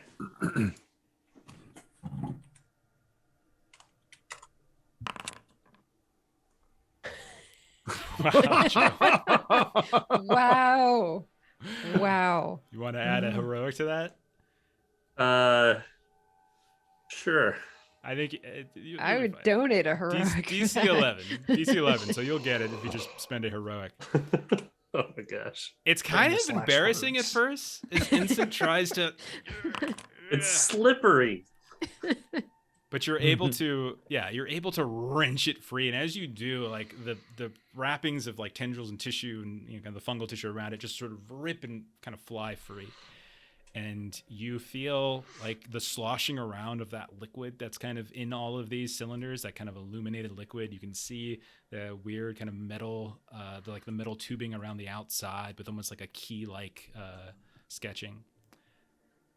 But at that moment, as Ensen wrenches it free, and you all kind of get your fourth key, you hear the voice once more of like the true mother, but it kind of like fades as she tries to say something, as she's trying to kind of say, well, and it just kind of fades off like a warping of like an audio tape. And you watch as right there in the middle of the room, you can see what basically looks like the fabric of reality just sort of shimmers. And you see, much like this, like the sliver that Khalil cut into the exterior of this heart, you see something just sliced down, just reality in front of you.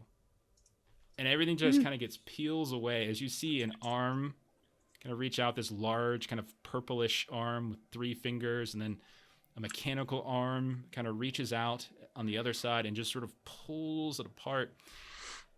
And you watch as like stepping out from the middle of it, you see this demonic looking creature, 17 muscular arms of all sorts of different colors and shapes and creatures kind of comprising it, some that look avian, some that look mammalian. And that forms the base. And then you can see a torso that kind of quickly stitches itself up, almost like a 3D patterning is happening in front of you. And you can see that it's kind of this haphazard patching of fungus as it's kind of pulling from the room itself all of these different tendrils to create this torso. And there's these little chunks of metal and these just open areas of pure vacuum where like there's just nothing there. But somehow the torso continues to grow. And you look up and you can see that the head is kind of, well, quite large, is half humanoid.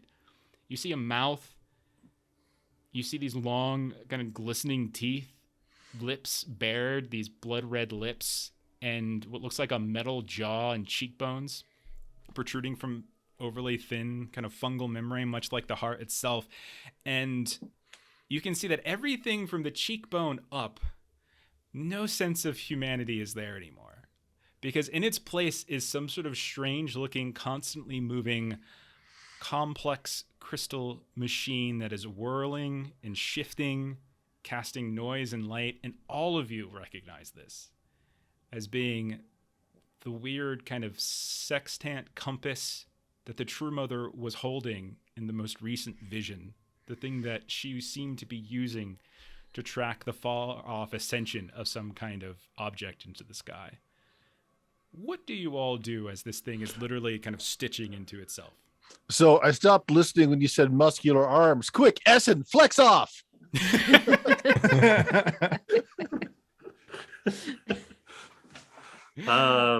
I think I'll toss the key behind me. It's like a dance And, battle, but like, it's a to the flex rest of the battle. group. Does it seem to be getting antagonistic? It's like literally finishing 3D printing in front of you. So I feel basically like, you guys have a moment to do something before it does something. I feel like I won't say bravely running away. Didn't Throw expect me this at the one to crystal. come full circle. Fastball You- special. You say it's 3D printing itself. Like, what's the media? Can like we see what it's creating Yeah, material from? All the all of content that in this kind of room.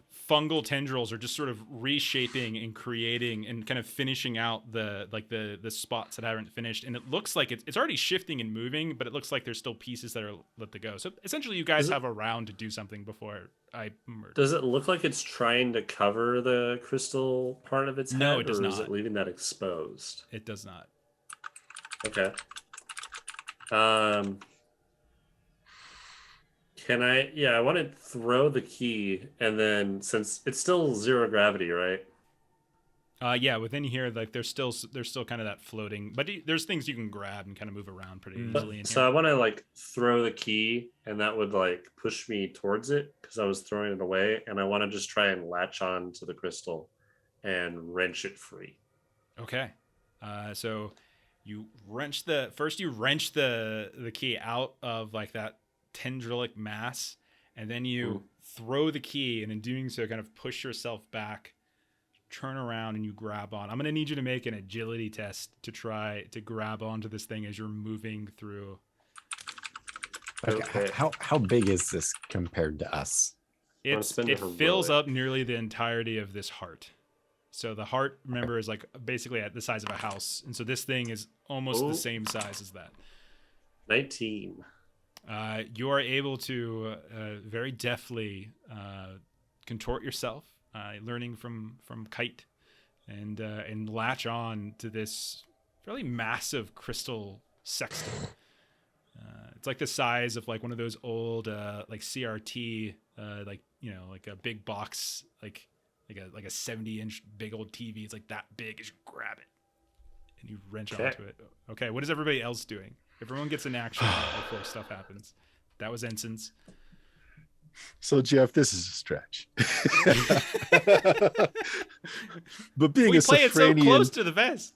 But being a Safranian coffee merchant and a man of science, I would perhaps know that caffeine is an antifungal, which is true. Yeah. I want to start taking just like all of my ground up coffee that I keep on me, and I'm just like dosing the heck out of the fungus that it's using to create itself. Oranges. No roll whatsoever needed. I think that's simple enough. There's no resistance to you doing that. So you are just coding. You're just emptying the bags. Okay. The one downside is that it is a somewhat 0 gravity thing. So you're having to like grab stuff and like smear it as opposed to just sort of, but you are absolutely doing so. Okay. Roll a charisma test. Roll for luck here. I just want to. This is just determining where. Okay. Throw just at the ants. Okay, so I don't really have anything to pull on, so it's just gonna be a D20. Just straight charisma. Yeah. +1 charisma. No. Oh dear. Not lucky enough. It just was the higher it was gonna the higher it was, the better of an effect it was going to have. It's still gonna have an effect. It's just not gonna have as the higher it was, the more the effect it would have. But it'll have one. Okay. All right. So that's Khalil's one action before I kill you. Who's next? Does this thing have a nose? It does in fact have a nose. That's where I'm going. Okay. Is it relaxed? Sure. Yeah, I mean, more or less. Yeah, they're not flaring or anything. You try to fly up this creature's nostrils. Absolutely. I would say soul juicing is probably out of the question, but you could do something else in here if you want to try to scramble it or do something else to sort of attack it from the inside. When you go inside, you can definitely tell that the consciousness that you're trying to take over is quite literally the strongest consciousness you've ever encountered. Okay. I'm gonna try and get inside there and just start throwing up hallucinations. Moving the furniture around. Okay. So yeah, go ahead and what we'll say is treat this like basically like a psychic attack as opposed to like trying to take it over. And you can still roll soul juice, roll your soul juice skill for it. Okay. And let's hope that furniture's not nailed down. As you just start to scramble its brain a bit. I am going to use 2 heroics up front to stack my advantage. Okay, that's a good idea. Okay. My soul juice, I'll only get a +2 because we use thought for that, and I don't have anything in thought. Okay. Oh, that doesn't look good. My highest was a 15. So I'll throw out my last heroic to add a d6 to that 15. Okay. Nice. 21. Nice. Okay. 21 is enough. 15 would not have been enough. Okay. All right. So what kind of damage? Do you have any damage weapons or anything like that? No. All right. Let's. He's got a lot of practice arranging furniture, though. Let's I go. am pretty much, I'm trapping it inside Teapot's hallucination of Teapot's brain. Malicious 2d8, furniture arrangement. 2d8 plus your level, and we'll call that the damage or we're quantifying the effect of your rearranging.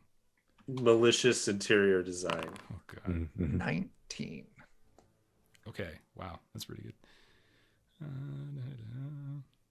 I have the Superman song stuck in my head now. Okay, got it. All right. MSG and Teapot Amphibia. What are you doing?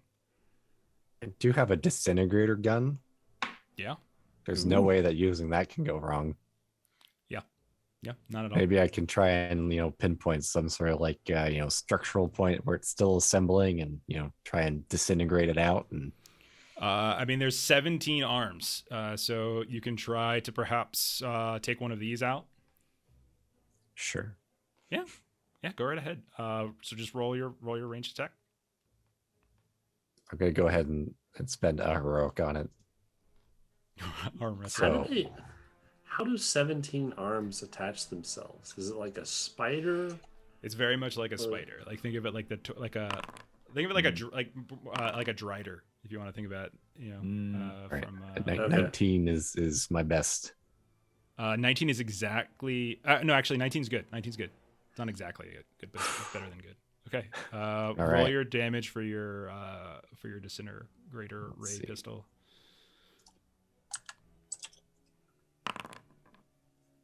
$13. Okay. So that's going to 13 points. Okay, so you fire at one of these legs, and while you do, you definitely see it's wearing away at parts that have just recently been stitched. It hasn't you see it kind of stumble a little bit as the leg's kind of beginning to give, but it doesn't fully collapse or snap. But yeah, you did it. You definitely, the disintegrator. It had an effect. It had a very significant effect. All right, maybe we can get someone else to hit the same spot or something. Okay. Sorry, I'm just doing a little quick math. All right. So then MSG Amphibia. What do you want to do? It occurs to me this is a rather ripping of reality and whatnot. It seems like a very cosmic event, and it dawns on me that I really haven't had a chance to use it. The Great Mother did gift me with cosmic channeling, you see. So as I see this bastard trying to rip open a portal, I'm going to just open my heart up to the Great Mother and try to do the exact opposite of that and try to have some of the portal close back in on some of the pieces of it. Oh my. Wow. Okay. It's just pure faith. It's completely nonsensical, but this is the time for it. I think this Checks sounds out. amazing. Let's make this a contested check. Oh no. This is how confident I am. I will give you advantage on the roll, as you're right. She specifically singled you out. Oh no. Actually, it's not that overwhelming. You could beat him, because this would be his other test. This wouldn't be his main bonus. His main bonus is plus 15, but his secondary God. bonus, which is what I'm rolling, is only Oh a plus 7. hell. So why would this be a charisma, or is this? I think charisma makes sense unless you think something else makes more sense. But I think charisma, because you're can't- literally just opening yourself up. Aura. Okay. We could say aura too. Like I would take aura in this case. I'll go with charisma. I don't really have anything else to add to It's that. So blind it's just faith, after all. it's just blind faith. Okay. And, Um, and you got an advantage in the roll. I have advantage. I'm 'Cause- going to spend another heroic to give myself 3 rolls. Okay. All right. Or maybe I should spend 2 and give myself 4 rolls. Well, up you to might you. want You to can save always one save to one to add spend. a I'll say, D6. well, Yeah. that would leave me with 1 to save at the end. Okay. So I'm going to roll 4 You times. always have so many heroics. Good I know- gracious. I feel like you don't- banked him for a long time. Yes, I did. I don't know how, but I managed to spend my 2 heroics every session. I know, me too. I do too. Okay, so attempt number 1, Okay. attempt number 2. Mm. Oh, come on. Where's my net 20 from earlier? Oh my. Oh no. Oh my So 15's gosh, the best. just hot garbage. 18's better. 18 is Sweet. better. Okay. And you got a D6 to add to that, you said? I do, yeah. Okay. Are you happy with 18 or do you want to roll the D6? No, to I'll add to roll the it? D6. Okay, go for it. 21. It's 21. Just All right. barely eking it out to the 21. That's I have 1d20 plus 7. So I need to roll basically a 15. all Yeah, I those need to roll a rolls, and that's 15 the or best I higher. could get. Okay, It's unless you okay. have any more. All right. Yeah. Nope, Okay. that's it. Okay. Worth it. Worth it. MSG, what does it look like when you directly channel the power of the True Mother? Because it's exactly what you're doing right now. I think basically he's got a completely malleable body, and he just and actually he can mimic the face of anybody. So of course he just opens himself up, and his face begins to look like the True Mother, and his form expands, kind of wraps around the portal a bit, and just starts to squeeze it back in as much as possible. So that just as the fabric of reality was sort of torn and he's like sliding out from it and he's not fully moved out of it, you just close it back up.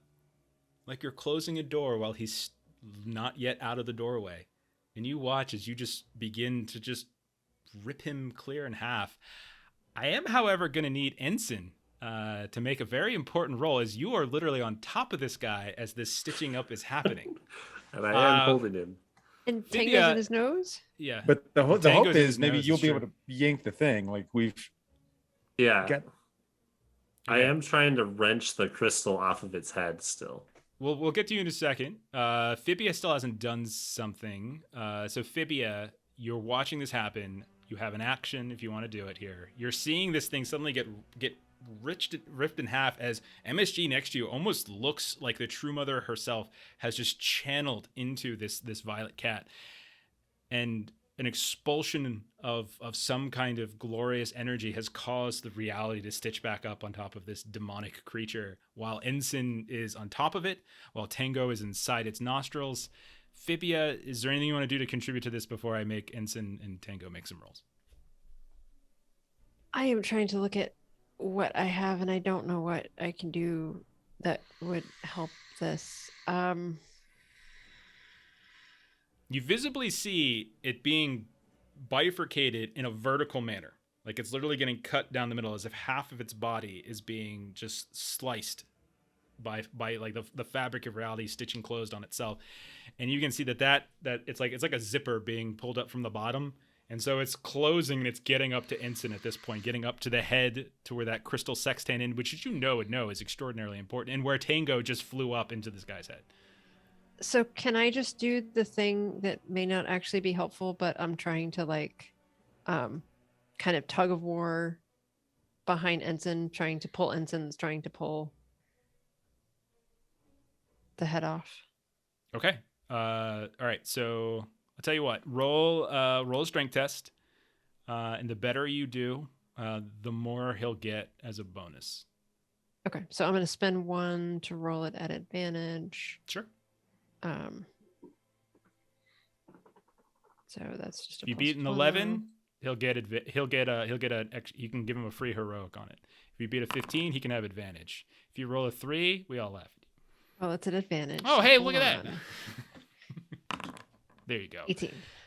Ensen, you feel the weight of Fibia pulling, kind of tugging on your muscles, trying to wrench you free. And you look below as this guy, like half of his body is just disappearing in front of you into this other reality. Like you could see something erupting from it, some kind of liquid blood, acid, you're not sure, spewing forth from where the stitching is happening. And you realize that it's probably going to encompass all of him, and that includes you. So Ensen and Tango are in trouble. Fibia, you're not in direct line of sight of this, so you're okay. So Ensen, you wanted to try and wrench the sexton off? Yes. Would I be allowed to use my Dan? pectoral projection spell to aid in this? Where how would pectoral projection help in this case? Because that basically just makes like giant ghostly arms to help me control whatever I'm doing. Okay, yeah, makes sense. So I picture Ensign just like planting his feet even more firmly on this thing's like base of its skull, screaming as his pecs start bumping, and two more ghostly arms come out and grab the other side of this as I just try and pull it off of its head. I see your 17 arms and raise you 4. That's the best I could do. But yeah, I'll do that. And I'll dump a lot of life in it. I'll dump, because I'll dump 10 life in that, because that'll be like the level 2 spell, but like upcast to 5. So double, or it was a level 5 spell times 2. I remember it was like a times 2 thing. I forget how that works. But I'm dumping 10 life into it right now. I forget how casting spells, because it was like you spend life, and wasn't it like life or life? Stats? You can spend stats. So you're looking for. Hang on, let me pull it up. Spending life. I thought it was like the level of the spell times 2. Yes. Okay. So casting it as like a 5th level. And you said you're casting this at 5th level, so it's going to take 10 life. At 5th level. Yeah, so it's just going to take 10 life. Okay. I'm not sure what that'll do to my roll, but it doesn't do anything to the roll. I think it just makes the effect greater. Okay. It's stronger. All right. Let's see. And then did I get advantage? I think 5th level's on max this? too, isn't it? Yeah. You get advantage because of Fibia is actually adding a significant amount of her weight to try to pull you off. Awesome. Don't forget you get an extra heroic, which you probably don't need. With a 26, as the reality zipper is stitching up and is now halfway up his torso, getting to the nape of its neck, you can hear this like scream of like horrible echoey pain coming out of this creature. And as it's about to kind of hit the neck itself, you all watch as horizontally the neck just wrenches free as Ensign pulls not just the crystal sextant off the guy's head, he pulls the guy's head off of his shoulders, wrenching the entire thing free. Acidic blood and viscera just erupts everywhere, and then the zipper closes and half of this creature just falls flat over, dead, having been destroyed by the power of the True Mother being channeled through MSG. And because you were able to wrench the head free, Tango's in the head. Yes. So Tango, you're in there moving stuff around, and all of a sudden, someone just turns the lights out. Ooh, I did it. I beat it. You did it. This was all me. It's all you. Oh goodness. So because we're at time, we're not going to like do a big crawl on the way back out, but I'll say this, like we'll do like a little montage to get on out of here. But like, you guys grab the cylinder, you work your way back out. You know the way back, right? And you have the cylinder, you have the sextant. I don't know whether you can take or leave the head. I don't really care, but you can easily wrench the sextant free, and it's again quite big.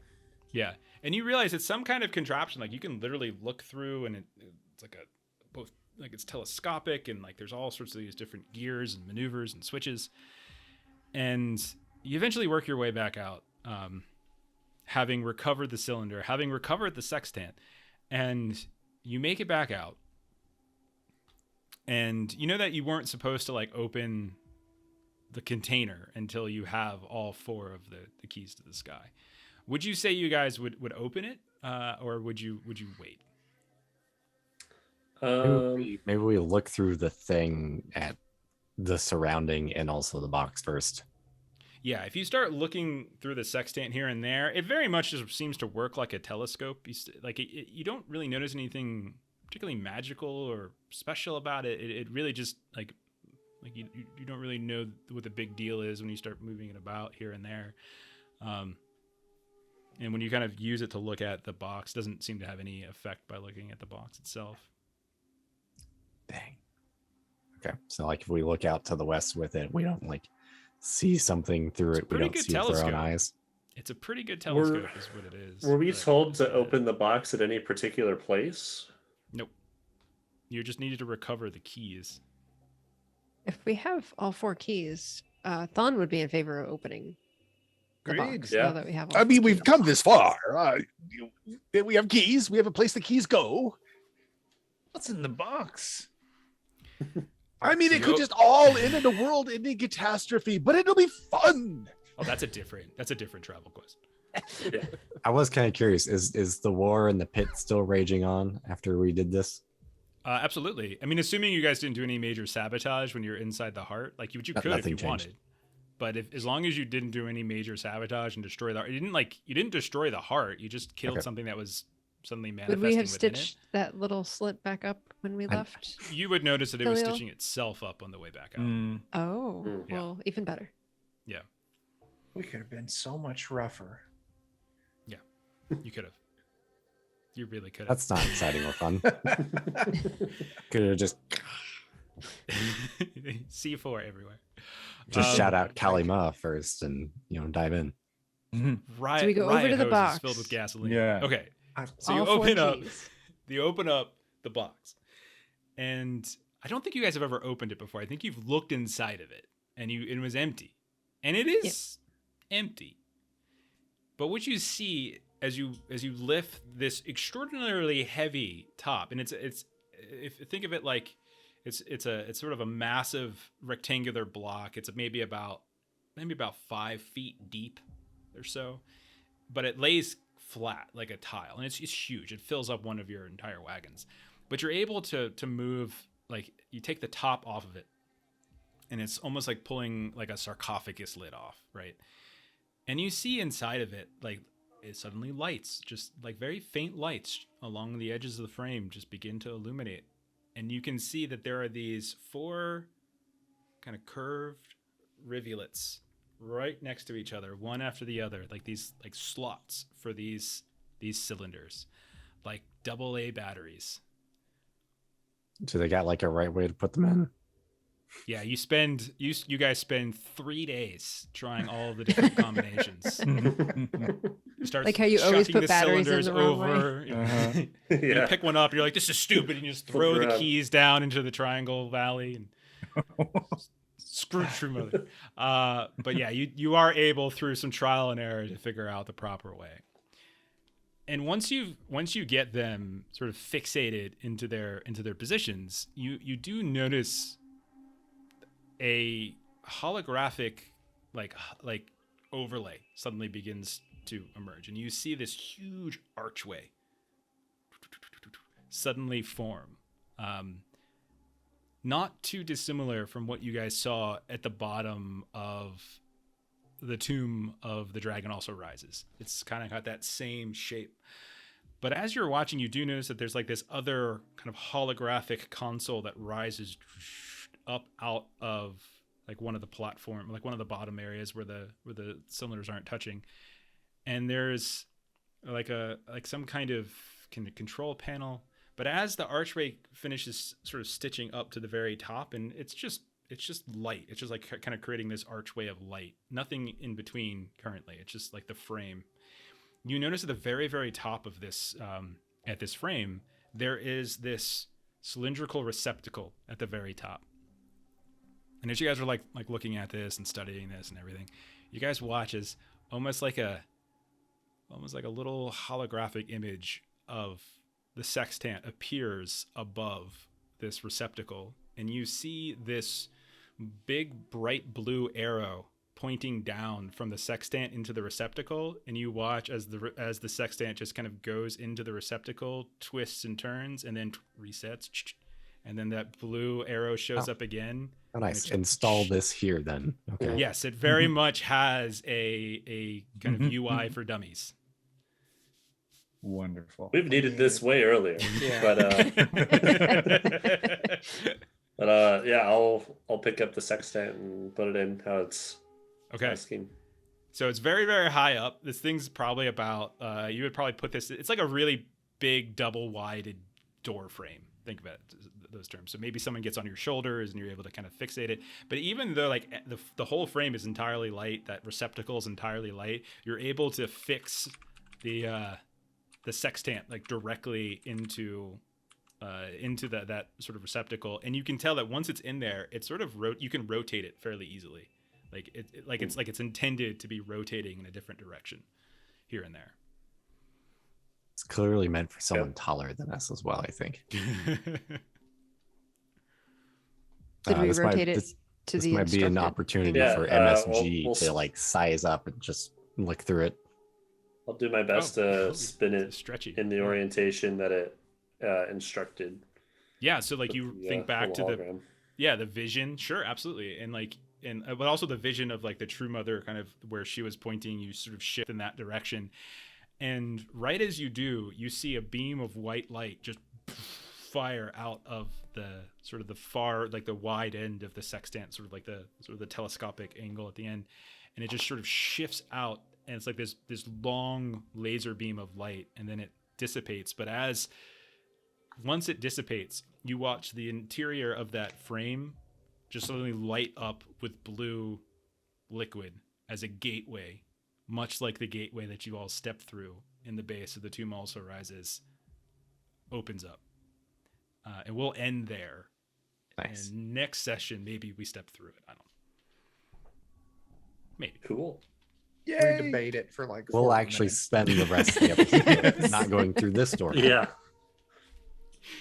I want to know goodness. if like the vision of the sextant going in little holographic video I wrote was it the down. original plan. No, it is. I wrote that down a long time ago. Yeah. Okay. I wrote it down a long time That's ago. funny. Because Just to make sure that wasn't a be... consequence of us being so No, indecisive. not at all. I had it in my head. I thought it would be funny if the keys were like AA batteries, and so that's what I was doing. I'm like, you guys are carrying around like a remote control this whole time, and you just had to put cylindrical batteries into it. And I was just chuckling to myself the whole time. And so I was like once you guys booked it up, like it was gonna have very, very simple like instructional holographic directions. Just hasn't been That's powered great. this whole time to tell us. Yeah. Right. Awesome. I do Ah. always put batteries in the wrong way if it's not very clearly labeled. It's not as bad as like a USB in my opinion, but it is like if it's not clearly labeled, and sometimes it's so hard to see, like because it's dark and everything. You're like, goes in there. All right, let's get out of here. Let's do some closing plugs. Bert, what do you got going on in your channel this week? Well, let's see. Friday, I've got BX Dungeons and Dragons going on. This Saturday, I am running a game of Weird Frontiers, the DCC horror western on the official Goodman Games channel. And this Sunday is Boot Hill 3rd edition. You can find all of these, with the exception of the official Goodman Games channel, which you should go there, on my channel, twitch.tv/Steam Steel Murder. Perfect. Chuck, what are the Defenders doing this week? Oh my. Wednesday, we've got Forbidden Lands Thunder Rift with a bunch of people from here. We'll be playing over there. Thursday, we're in Curse of Strahd, and all the players actually know that it's Curse of Strahd now. So Friday, we're back at Shadowrun. Poor decisions are being made, and it's fantastic. Saturday, I got a double header. So in the morning, over on Grim and Perilous Plays, Strixhaven, a couple faces from here will be over there. Dan Wave as well. There you go. And then, yeah, like Bert said, Saturday night, Goodman Games official. Be playing some Weird Frontiers. Awesome. Jeremy, tell us about this Patreon. Yeah, if you like checking out Black Wizard, other comic stuff, some RPG assets, some maps, check out Aaron Reese on Patreon, and I do not think you'll be disappointed. Yes, I actually started already using some of the because you got like almost like apocalyptic assets, and I used a couple of those in like I think it was Deadlands, or maybe it was Holler. I can't remember. One of those. I used them in one of those maps. So there's like little trees and things. It's pretty cool. As for Melissa and I, Friday, hopefully we're starting up our Traveler character creation. We're still kind of, hopefully, fingers crossed, as we're hoping schedules finally align. Saturday, we'll be back to Wondering 2nd Edition. So you can see kind of a culmination of us chasing down a orc warband. So that's going to be fun. And then next Monday, right in this slot, we'll be doing Deadlands. And in 2 weeks, we'll be back for more UVG. Probably, but not guaranteed. Probably, I think the finale. I do think we can get it done in one session. And so we'll see. Do they ascend to the sky like the shamans of old? And what is it that they find there if they do? And who wins the PvP Battle Royale? Exactly. Wherever it is they find. So that's Throwing about it. each other out of the way to be the first through. There's only so many chairs. Like I wrote down in my notes, I'm like, musical chairs to try to ascend. That's what I wrote. Only so many people can ascend. Oh, that'd be great. It's a Taco Bell space station. That'd be great. Oh man. All right. Hang tight. We're gonna go ahead and give somebody a raid. Thank you for everyone who's hanging out tonight. Thank you for those of you who are following us on YouTube. And yeah, we'll catch you later. Have a good week. Bye-bye. Bye.